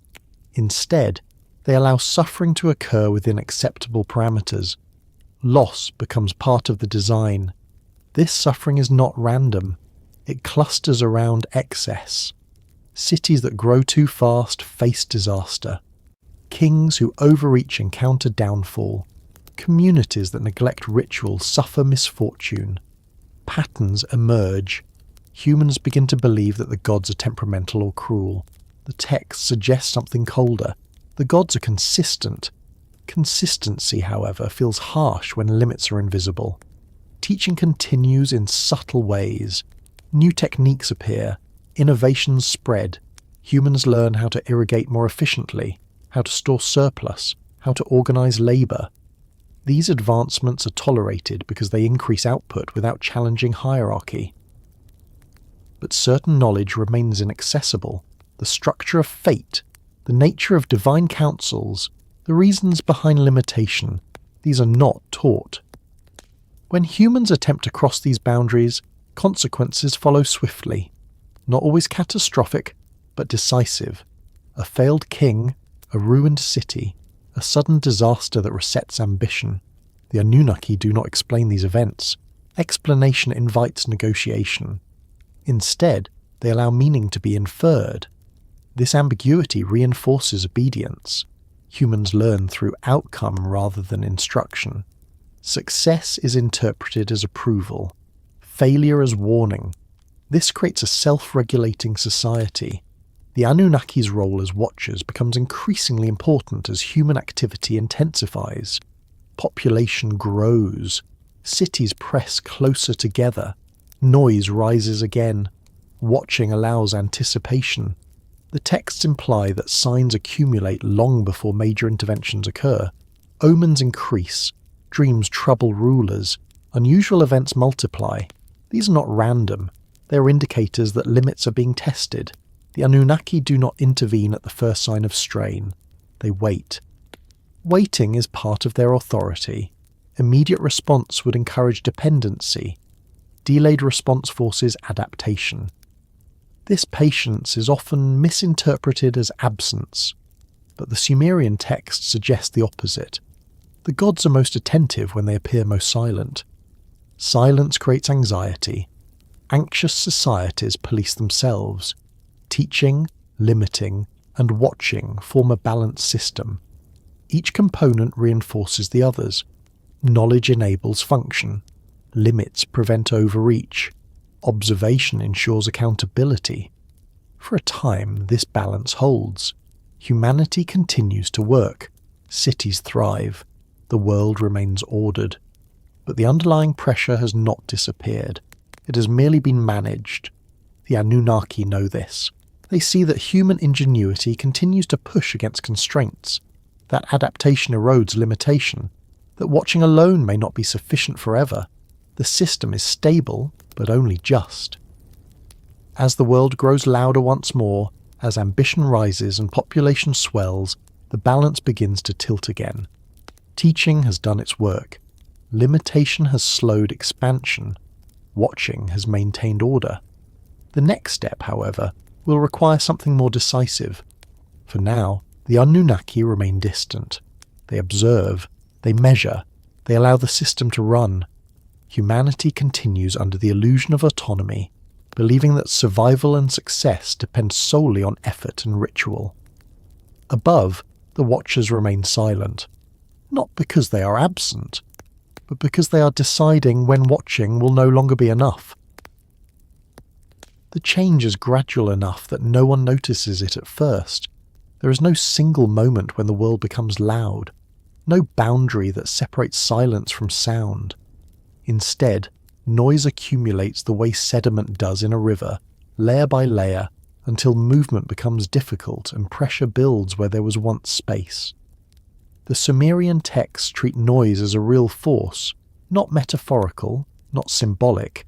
Sound travels, it rises, it reaches places it was never meant to reach. The gods do not complain about human thought or intention. They complain about disturbance. At the beginning, human activity is sparse. Settlements are small.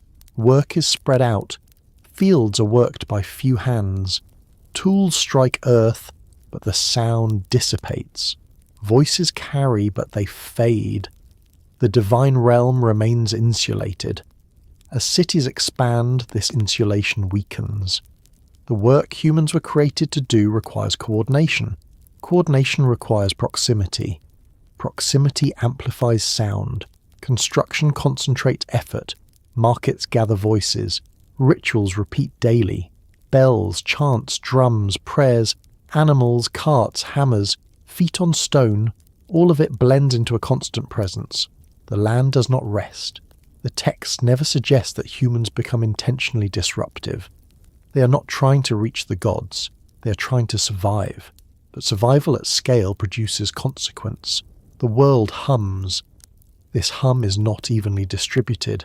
It concentrates around cities, around temples, around canals and storehouses, places where work never truly ends. The very centres of order become sources of disturbance. The Anunnaki observe this with increasing concern. Noise is not simply unpleasant, it is destabilizing. It interferes with the separation between realms that order depends upon. The sky is meant to be distant, quiet, removed from the churn of earthly activity. As sound rises, that distance collapses. The texts describe this collapse indirectly, through references to gods being unable to rest, through language that frames human activity as overwhelming rather than impressive, through repeated emphasis on clamour, bustle and unrest. This is not a moral judgment, it is a structural one. A system designed to function at a certain scale begins to strain when that scale is exceeded. Noise is the symptom, not the cause. The Anunnaki understand this distinction. They do not blame humanity for being loud. They recognize that noise is the inevitable byproduct of the solution they approved. Humans were introduced to sustain the world. Sustaining the world at growing scale produces sound. The problem is not disobedience, it is success. As agriculture improves, surplus increases. Surplus allows specialization. Specialists gather. Artisans work continuously. Scribes record endlessly. Priests perform rituals without pause. The rhythm of the world accelerates. Days blur together. Nights offer little silence. Fires burn. Animals append. Trade never fully stops. The land is alive with activity. From above, the Anunnaki experience this not as prosperity, but as intrusion. The boundary between heaven and earth grows thin. The distinction between divine stillness and human motion erodes. This erosion matters because order depends on separation. Each realm has its place. When those places overlap too much, the system destabilizes. The Anunnaki's authority rests on distance. They govern effectively because they are not immersed in daily motion. Noise drags attention downward. The texts imply that attention itself is costly. To notice is to engage. To engage is to intervene. Intervention, if constant, undermines the entire structure of delegated responsibility. The Anunnaki do not want to rule the world moment by moment. They want the system to regulate itself. Noise prevents this. As human activity intensifies, omens increase, not because the gods are angrier, but because the system is under strain. Signs appear when balance falters. Unusual births, failed harvests, sudden deaths. These events are not isolated, they cluster. Priests take notice. Kings worry. Diviners search for meaning. The Anunnaki remain silent. Silence at this stage is deliberate. Immediate response would reward excess. If every increase in noise produces instant correction, growth will never slow. The system must feel pressure before it can adjust. The text suggests that humans interpret this silence incorrectly. They assume approval, prosperity continues, cities expand further, construction intensifies, the noise grows louder. This creates a feedback loop. Success generates activity. Activity generates sound. Sound erodes separation. Separation erodes order. The Anunnaki see the pattern clearly. They begin to understand that the measures already in place are insufficient. Teaching has enabled function. Limitation has slowed growth. Watching has maintained accountability. None of it addresses scale. The world has become too dense. This density affects not only the divine realm but the human one as well. Competition increases. Resources strain. Disputes become more frequent. Cities encroach on one another's territories. Rivalries sharpen. Noise is not only auditory, it is social. Conflict generates disturbance of its own. Arguments, lawsuits, skirmishes, all of it adds to the collective pressure. The Anunnaki's concern deepens. They do not interpret noise as rebellion. Humans are not challenging the gods. They are following the logic of the system to its natural conclusion. This makes the problem harder to solve. Punishment would be unjust. Humanity has done nothing wrong. Suppression would be ineffective. Growth would resume elsewhere. Only structural intervention remains. But before such intervention can be justified, the system must demonstrate that it cannot self-correct. The Anunnaki wait. They allow the noise to continue rising. They observe whether scarcity will slow expansion, whether conflict will reduce population, whether environmental limits will assert themselves. For a time they do. Famine strikes some regions. Disease spreads. Wars break out. Populations dip. Then they recover. Human resilience proves greater than expected. The noise returns. The texts describe this cycle with a sense of inevitability. Each correction is temporary. Each reduction is followed by renewed growth. The system oscillates but does not settle. The Anunnaki conclude that passive limitation is no longer sufficient. Noise has become a permanent feature of the world. This realization is critical. It marks the point where incremental adjustment gives way to contemplation of drastic action. But that action is not yet taken. First, the Anunnaki assess the consequences of inaction. A world that remains loud risks something worse than disruption. It risks collapse of authority itself. If the divine realm becomes fully entangled with human activity, the distinction between gods and humans dissolves. That outcome is unacceptable. Divinity requires distance.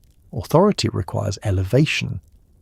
If the gods are dragged into constant management of human affairs, the system fails. Noise threatens to erase hierarchy. The Anunnaki cannot allow this. They also recognize that eliminating humanity entirely would recreate the original problem. The world would decay without labor.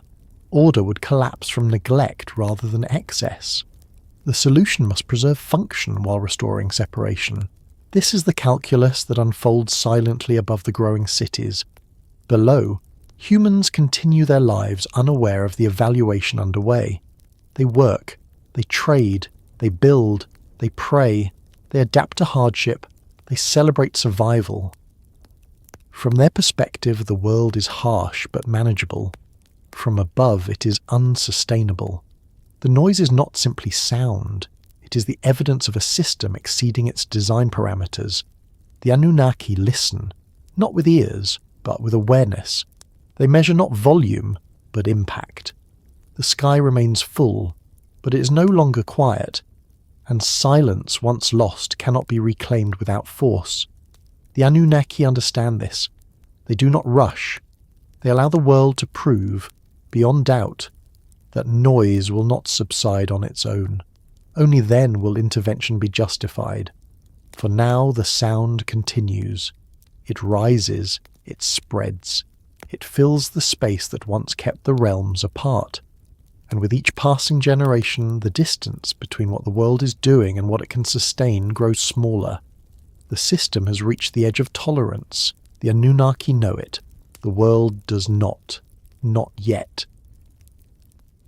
When the noise reaches a level that cannot be ignored, the response does not come as a command from a single voice. The Sumerian texts are careful on this point. Decisions of consequence are not made in isolation. They are debated, argued, weighed from multiple sides. Authority in this world is collective before it is absolute. The councils convene.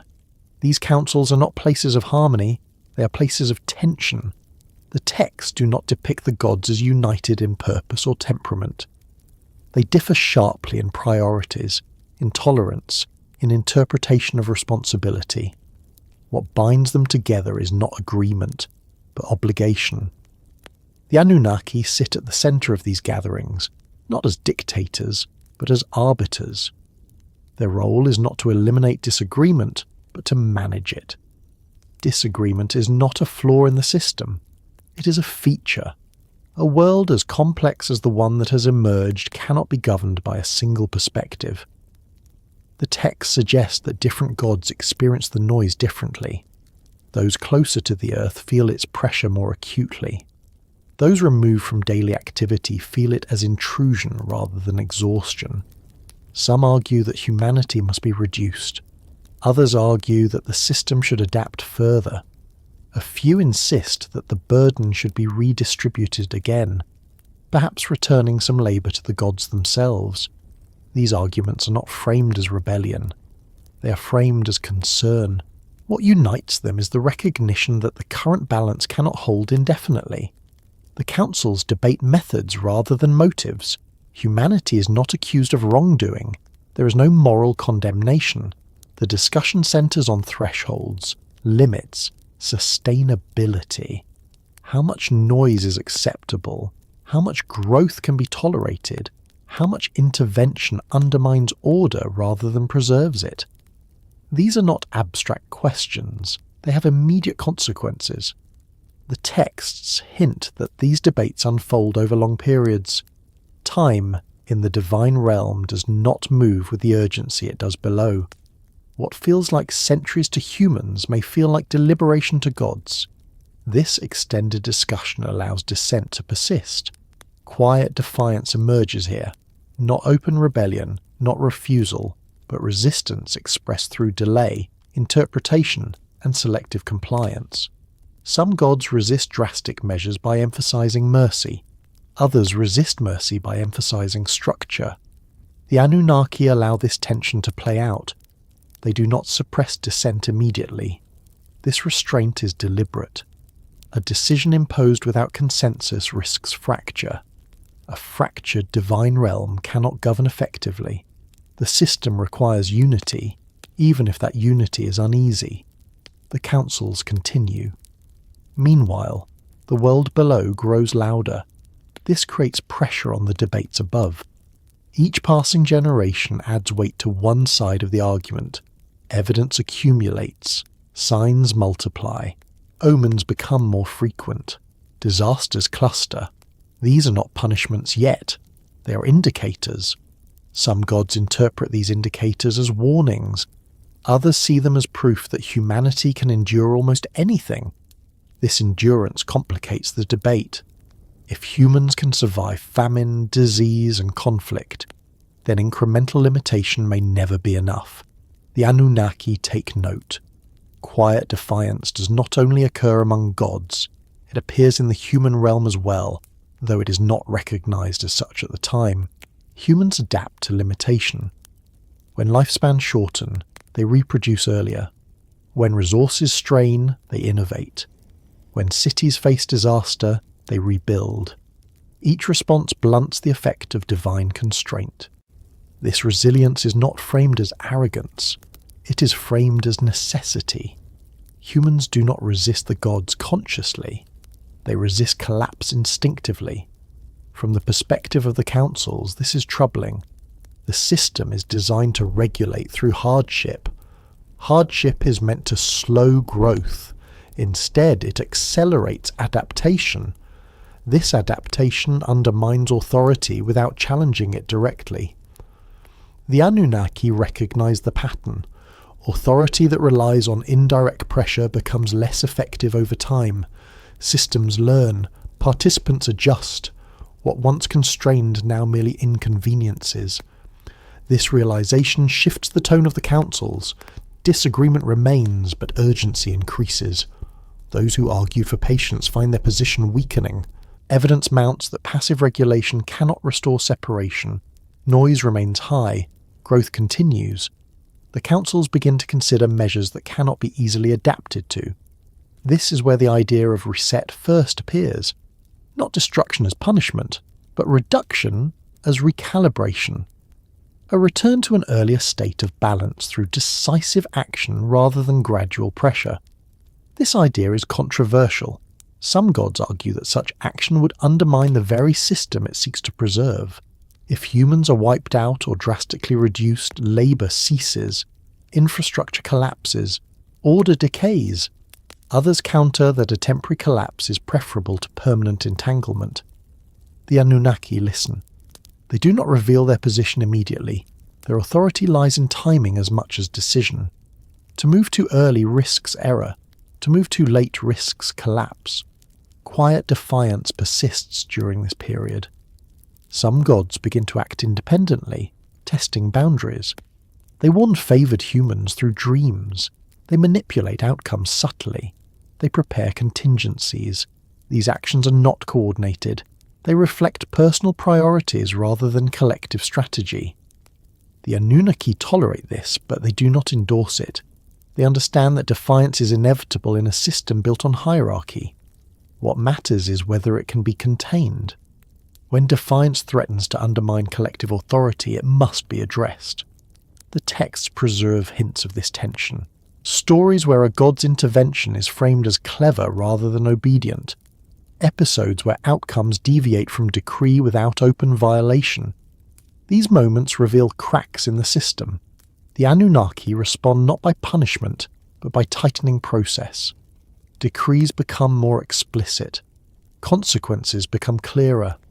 Flexibility diminishes. The councils grow quieter. Disagreement does not vanish, but it becomes internalized. Open debate gives way to reluctant acceptance. The weight of evidence overwhelms preference. The world below continues to fill with noise. Cities press closer together, fields expand to their limits, resources thin, human suffering increases but population does not decline proportionally. The Anunnaki conclude that the system has reached a point where further delay serves no purpose. Consensus begins to form, not because all agree, but because resistance has lost its arguments. The decision that follows will not satisfy everyone. It does not need to. Authority does not require enthusiasm. It requires compliance. Quiet defiance will not disappear after the decision. It will shift form. Some will work around it. Some will mitigate its effects. Some will regret it.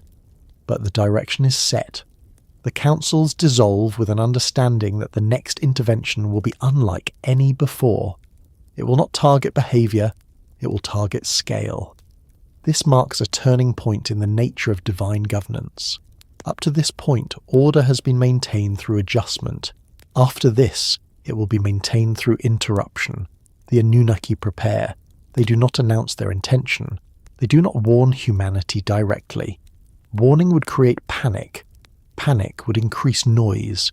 Instead, they allow the system to continue as it is, even as they finalize the mechanisms that will enforce their decision. Quiet defiance persists to the end. Some gods continue to watch the human world with sympathy, others with frustration, a few with relief. The Anunnaki do not intervene in these feelings. They are not concerned with emotion. They are concerned with outcome. The councils have done their work. Disagreement has been exhausted. Defiance has been contained. The path forward is clear. The world does not yet feel the shift. But the structure of existence has already changed. What comes next will not be negotiated. It will be enacted. And once enacted, no amount of argument will reverse it. The Anunnaki have moved beyond debate. They are ready to restore separation no matter what it costs. The noise below continues. The silence above grows heavier. Between them, the system waits for the moment when authority will finally speak through action rather than words.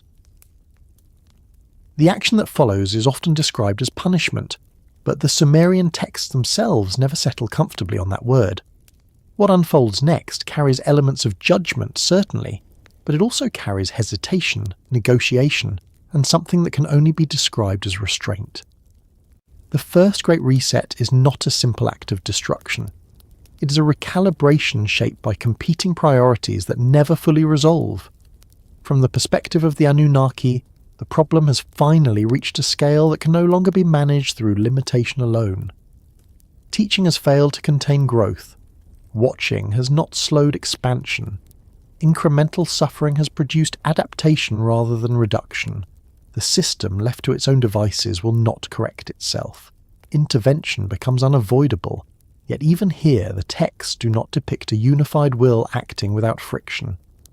Punishment and mercy coexist uneasily within the same decision. The divine realm does not agree on how far correction should go. Some argue for total erasure. A complete removal of humanity would silence the world instantly. Noise would vanish, separation would be restored, order would reset to a state before the Labour solution ever existed. Others reject this outright.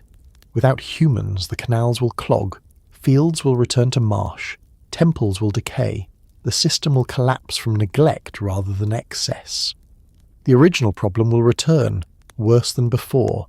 The Anunnaki stand between these extremes. They do not deny the necessity of reduction. They deny the necessity of annihilation. This is where mercy enters the story, not as compassion for suffering, but as strategic preservation. The goal is not to end humanity. It is to reduce it to a manageable scale. The first Great Reset is conceived as a narrowing rather than an ending. The texts describe this narrowing through the language of catastrophe, a force large enough to affect everyone, indiscriminate enough to reduce numbers rapidly, temporary enough to allow rebuilding afterward. Water becomes the chosen mechanism. This choice is not symbolic. It is practical. Flooding erases infrastructure quickly. It disrupts agriculture. It disperses populations. It silences cities. And when it recedes, the land remains usable. The Anunnaki authorize this reset knowing exactly what it will cost. They do not frame it as vengeance. Humanity has not rebelled. They have not offended divine law. They have fulfilled their function too well. This makes the reset colder, not kinder. Punishment implies wrongdoing. Correction implies imbalance. The first great reset is correction. Still, mercy asserts itself. The texts consistently preserve the idea that not all life is meant to end. The system requires continuity. Knowledge must survive. Skills must be preserved. The labour solution cannot be eliminated entirely without reintroducing chaos. This leads to exception, not mass exemption, selective preservation. The decision to allow survivors is not sentimental. It is logistical. A reduced population must be capable of rebuilding. If too much knowledge is lost, recovery will take too long. Order will decay before it can be restored. The Anunnaki accept this risk only with safeguards. Warnings are issued, but not publicly. Direct warning would increase noise. Panic would undermine the purpose of the reset. Instead, information is filtered, delivered indirectly, passed through channels that allow deniability. This is where quiet defiance resurfaces. Some gods, unwilling to see humanity erased beyond recovery, take it upon themselves to preserve a fragment. They do not oppose the reset itself. They work within its margins. The texts portray this not as rebellion, but as cleverness, working around decree without openly violating it. The Anunnaki tolerate this behaviour because it aligns with a broader objective: preservation without proliferation, survival without continuation of excess. The reset proceeds. The flood, when it comes, is described not as a battle, but as overwhelming force. No negotiation, no appeal. The world is simply overtaken. Cities fall silent. Fields disappear. The noise that once troubled the heavens is extinguished. For a time, separation is absolute. The divine realm regains its stillness. This silence is not celebrated. It is observed. The Anunnaki watch the waters cover the land. They measure reduction. They wait for equilibrium. When the waters recede, the world is smaller. This is the intended outcome. Humanity survives but diminished. Cities are gone or scattered. Infrastructure lies in ruin. Memory is fragmented. The density that caused the crisis has been broken. The reset has worked. Yet mercy has consequences. The survivors remember. They remember fear, loss, the suddenness of annihilation. They rebuild with caution, but also with awareness that the gods are capable of ending everything without warning. This awareness reshapes human behaviour.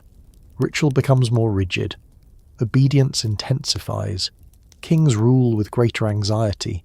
Priests gain influence as interpreters of divine will. The Anunnaki observe this transformation without satisfaction or regret. The system is quieter now, for a time.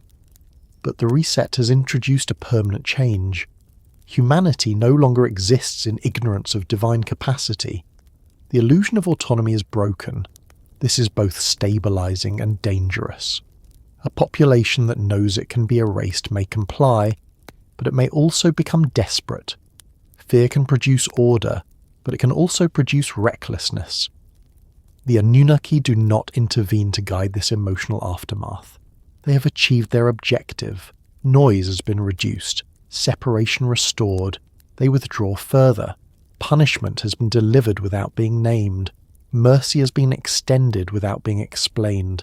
The world resumes its motion. Humans return to labour. Fields are replanted. Settlements form again, smaller, quieter, more cautious. The Anunnaki watch. They understand that the reset is not a final solution. It is a precedent. It establishes that large-scale intervention is possible. That authority, when pushed, will act decisively. This knowledge becomes part of the system. From this point forward, Humanity lives under the shadow of erasure. Growth is tempered by memory. Noise carries risk. The Anunnaki do not threaten. They do not remind. They let history speak. The first Great Reset has rebalanced the world, but it has also hardened the boundaries between realms. Trust diminishes. Distance increases. The gods are no longer partners in survival. They are enforcers of scale. This shift will shape everything that follows, because while the world is quieter now, it is not silent, and silence, once broken and restored by force, can never again be taken for granted. The Anunnaki know this. They have acted once. They can act again.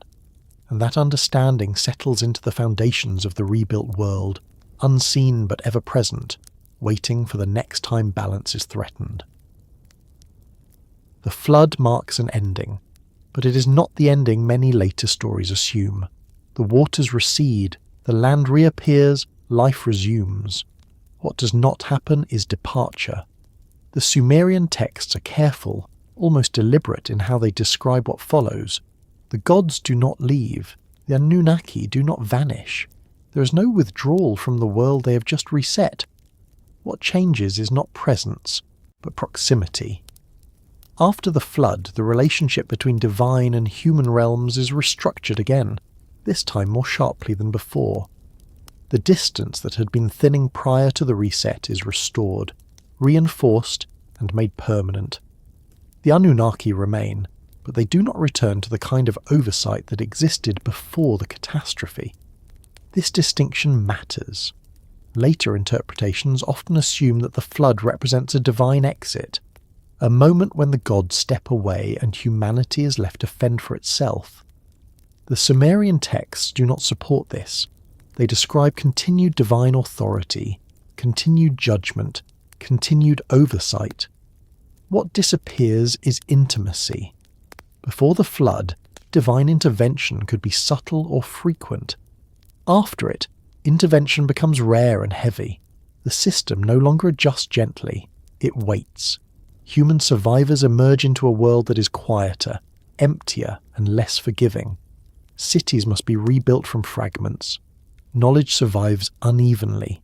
Skills persist, but institutions do not. This fragmentation is not accidental. It is a feature of the reset. A smaller world is easier to govern. The Anunnaki observe the rebuilding process without interference. Humans plant crops, re-establish settlements, restore irrigation in limited form. They do so with caution shaped by memory.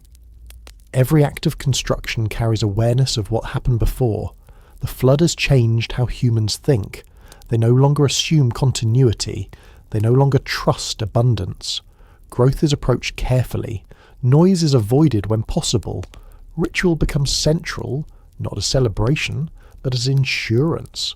The gods are watching. The Anunnaki do not instruct humanity on how to rebuild.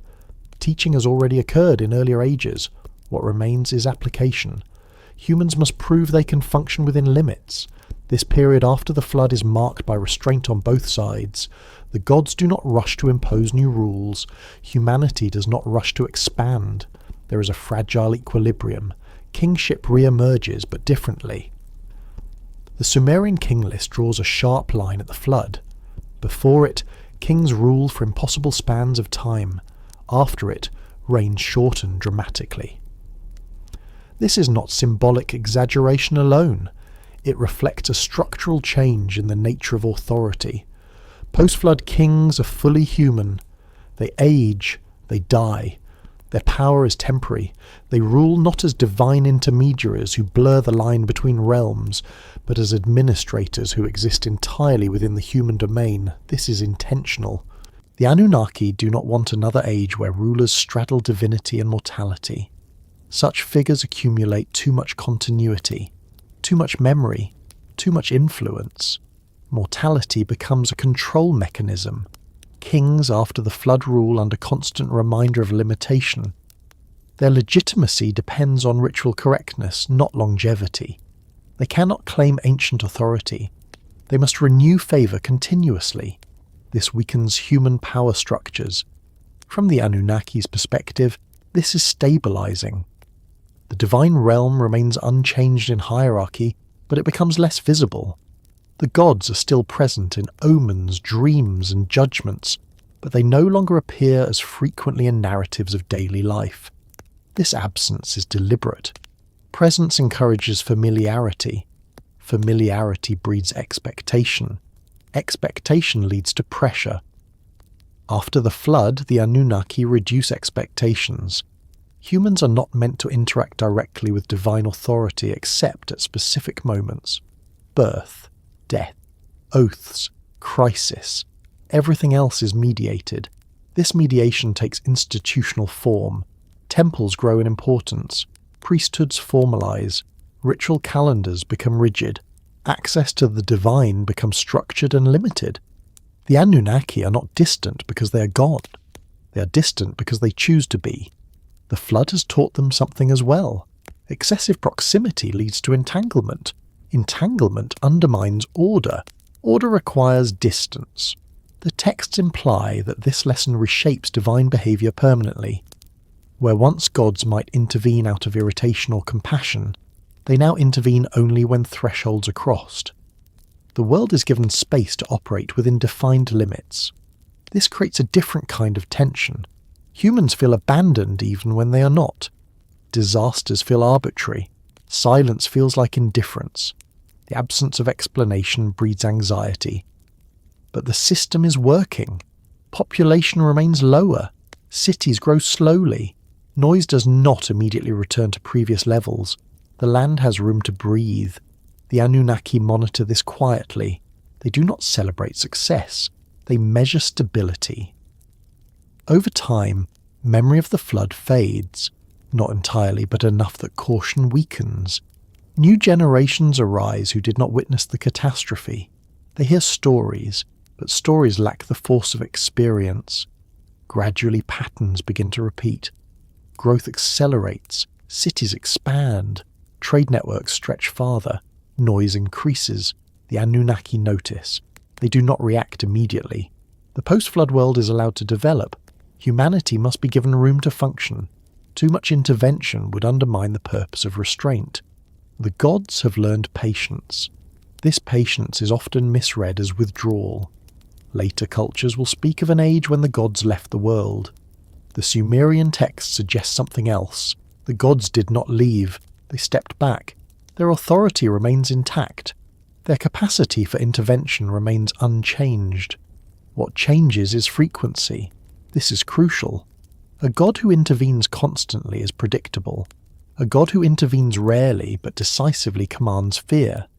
The Anunnaki choose the latter. This choice reshapes human religion.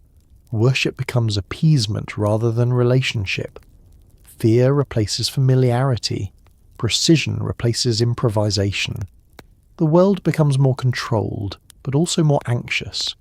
After the flood, humanity exists under a permanent conditional allowance. They are permitted to continue as long as they remain within bounds. These bounds are not fully articulated. They must be inferred from outcome. This uncertainty is part of the design. Clear rules invite testing. Ambiguous limits encourage caution. The Anunnaki understand this dynamic well. They allow ambiguity to persist. The post-flood era is not peaceful. Conflicts still occur. Disasters still strike. But these events no longer threaten the system as a whole. They act as localized corrections rather than global resets. The first Great Reset has recalibrated scale. The Anunnaki remain vigilant, but not engaged. This vigilance does not mean constant attention to human suffering. It means constant awareness of thresholds. As long as noise remains below critical levels, the system holds. Humans adapt to this reality without fully understanding it. They build myths. They reinterpret stories. They imagine departures where there were only withdrawals. The Anunnaki do not correct these misunderstandings. Interpretation does not affect outcome. What matters is behaviour. After the flood, the world continues, not under divine abandonment but under divine distance. The Anunnaki remain above, unchanged in authority, but refined in method. They have learned that order is best preserved not through presence, but through the possibility of return. This possibility hangs over the post-flood world like a shadow that never fully disappears. Humanity rebuilds under that shadow. They work, they worship, they grow. And the Anunnaki watch, not as rulers walking among their subjects, not as absent creators who have moved on, but as authorities who remain exactly where they have always been since their arrival, beyond reach, beyond negotiation, ensuring that the distance restored by water is never again allowed to collapse completely. The flood was not the end of their involvement. It was the beginning of restraint. In the earliest memories preserved by the Sumerian texts, divine power feels close enough to touch. Gods argue, scheme, intervene, and react. Their decisions ripple through the world almost immediately. They are present not only as forces, but as personalities whose actions can be traced, anticipated, and occasionally circumvented. This closeness defines the earliest age of the world. After the flood, that quality fades. The Anunnaki do not lose power, they refine it. What changes is not their authority, but how it is expressed. The gods who once felt like living presences within the fabric of daily existence begin to recede into roles that are less visible and far more absolute. They become judges. This transformation is gradual. It does not begin with a declaration or a sudden withdrawal. It unfolds through absence. Fewer appearances, fewer direct interventions, fewer moments where divine will can be negotiated through cleverness or appeal. Where once the gods could be encountered through proximity, they are now encountered through consequence. This shift is most evident in how fate is described. In earlier texts, fate can be argued over. It can be delayed. It can be softened through intervention by sympathetic deities. After the flood, fate hardens. Once assigned, it unfolds without deviation. The Anunnaki are closely associated with this change. They no longer participate in shaping the world's daily motion. They preside over outcomes. They do not act within events. They conclude them. This is what it means to become a judge rather than a living power. A living power shapes possibility. A judge fixes result. The texts increasingly portray the Anunnaki as beings who sit rather than move. They are described as assembled, seated, watching. Language associated with motion and creation gives way to language of stillness and assessment. This stillness is not weakness. It is finality. The Anunnaki no longer need to intervene frequently because the system now enforces itself. Mortality limits ambition. Scarcity tempers growth. Fear curbs excess. Human society internalizes restraint. Judgment becomes reactive rather than proactive. This distance alters how humans perceive the gods. Earlier generations may have experienced divine presence as something unpredictable but negotiable. Later generations experience it as remote and unavoidable. Appeal becomes ritualized. Rather than addressing gods directly, humans rely on intermediaries, priests, omens, divination, dreams. These mechanisms do not invite conversation. They offer interpretation after the fact. The Anunnaki do not respond to prayer in the way later religious traditions imagine. They do not grant requests. They confirm outcomes. This is a profound psychological shift. A god who can be persuaded invites hope. A god who judges invites caution. The post-flood world becomes governed by caution. Kings embody this change. They no longer claim intimate relationships with divine figures. They rule under constant threat of reversal. A single failed ritual, a single unfavourable omen can end a reign. Royal power becomes brittle. This brittleness is intentional. The Anunnaki have learned that continuity is dangerous. Kings who rule too long accumulate influence. Influence breeds noise. Noise erodes separation. Short reigns keep power fragmented. The divine realm remains unchanged in hierarchy, but it becomes increasingly abstract. Gods are identified with functions rather than stories. Hymns praise attributes, myths recede. The Anunnaki become names associated with judgment rather than narrative. This abstraction makes them more terrifying. A god with a story can be understood. A judge without story cannot. The texts preserve this fear subtly. References to the Anunnaki often appear in context of death, oath-breaking, and irrevocable decision. They are invoked at the end of processes, not the beginning. This positioning reinforces their role. They are not creators, they are closers. This does not mean they are inactive. They are active in the most consequential moments, when lives end, when fates are sealed, when boundaries are crossed. Their silence elsewhere makes these moments heavier. The underworld becomes their primary association, not because they dwell there physically, but because the underworld is where judgment completes its work. It is the place where no appeal remains. By linking the Anunnaki to this realm, the texts emphasize their function rather than their location. They preside over what cannot be undone. This role also explains why they fade from the everyday religious imagination. Humans prefer gods who help, who intervene, who can be approached.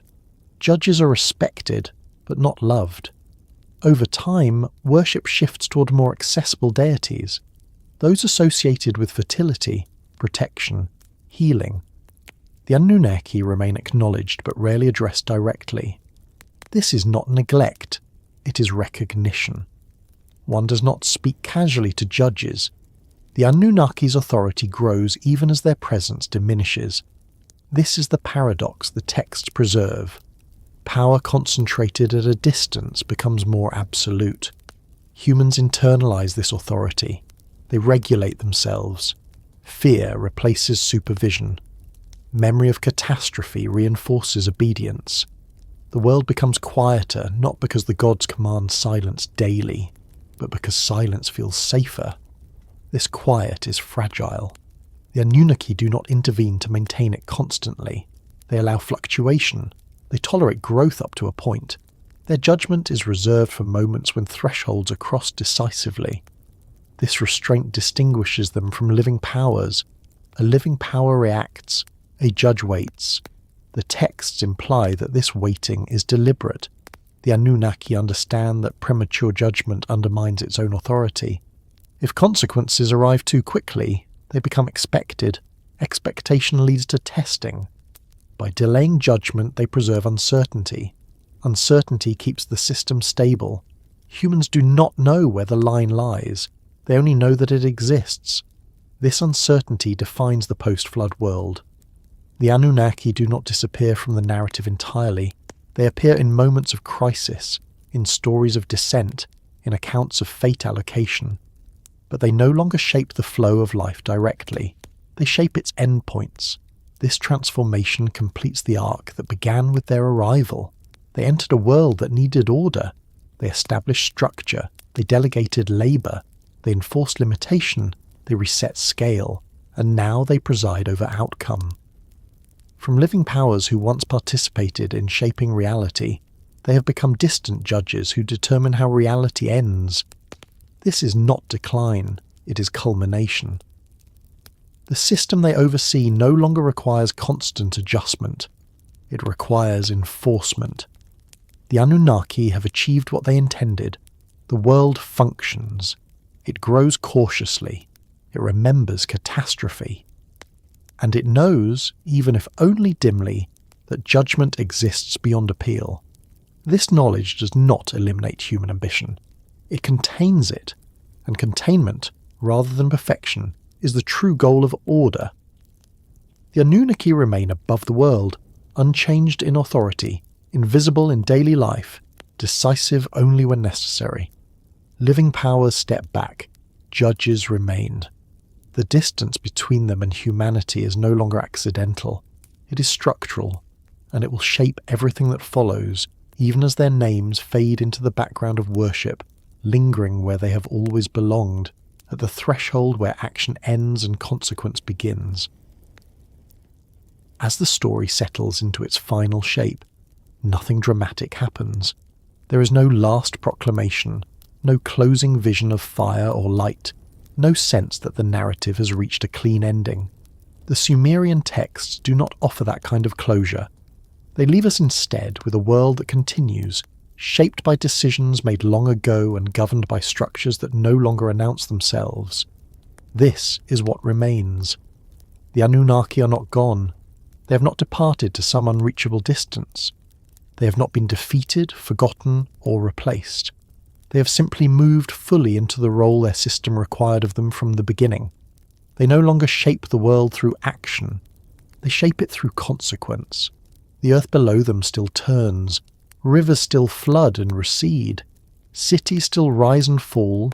Humans still work, still suffer, still build meaning within the limits they inherit. None of this requires constant divine involvement. The system has matured to the point where it enforces itself. This is the quiet outcome of authority. Once order is complete, it becomes invisible. The Sumerian world does not imagine a future without gods. It imagines a future where gods are no longer immediate. Their presence is embedded into structure rather than event. Fate unfolds not because a god intervenes at every moment, but because the rules governing existence have already been fixed. This is why later generations speak of distance. They feel the absence of voices that once spoke more clearly. They interpret silence as abandonment. They create new myths to explain why the gods no longer walk among them. But the older texts suggest something else. The gods did not leave. They finished their work. The Anunnaki never sought worship in the way later deities would.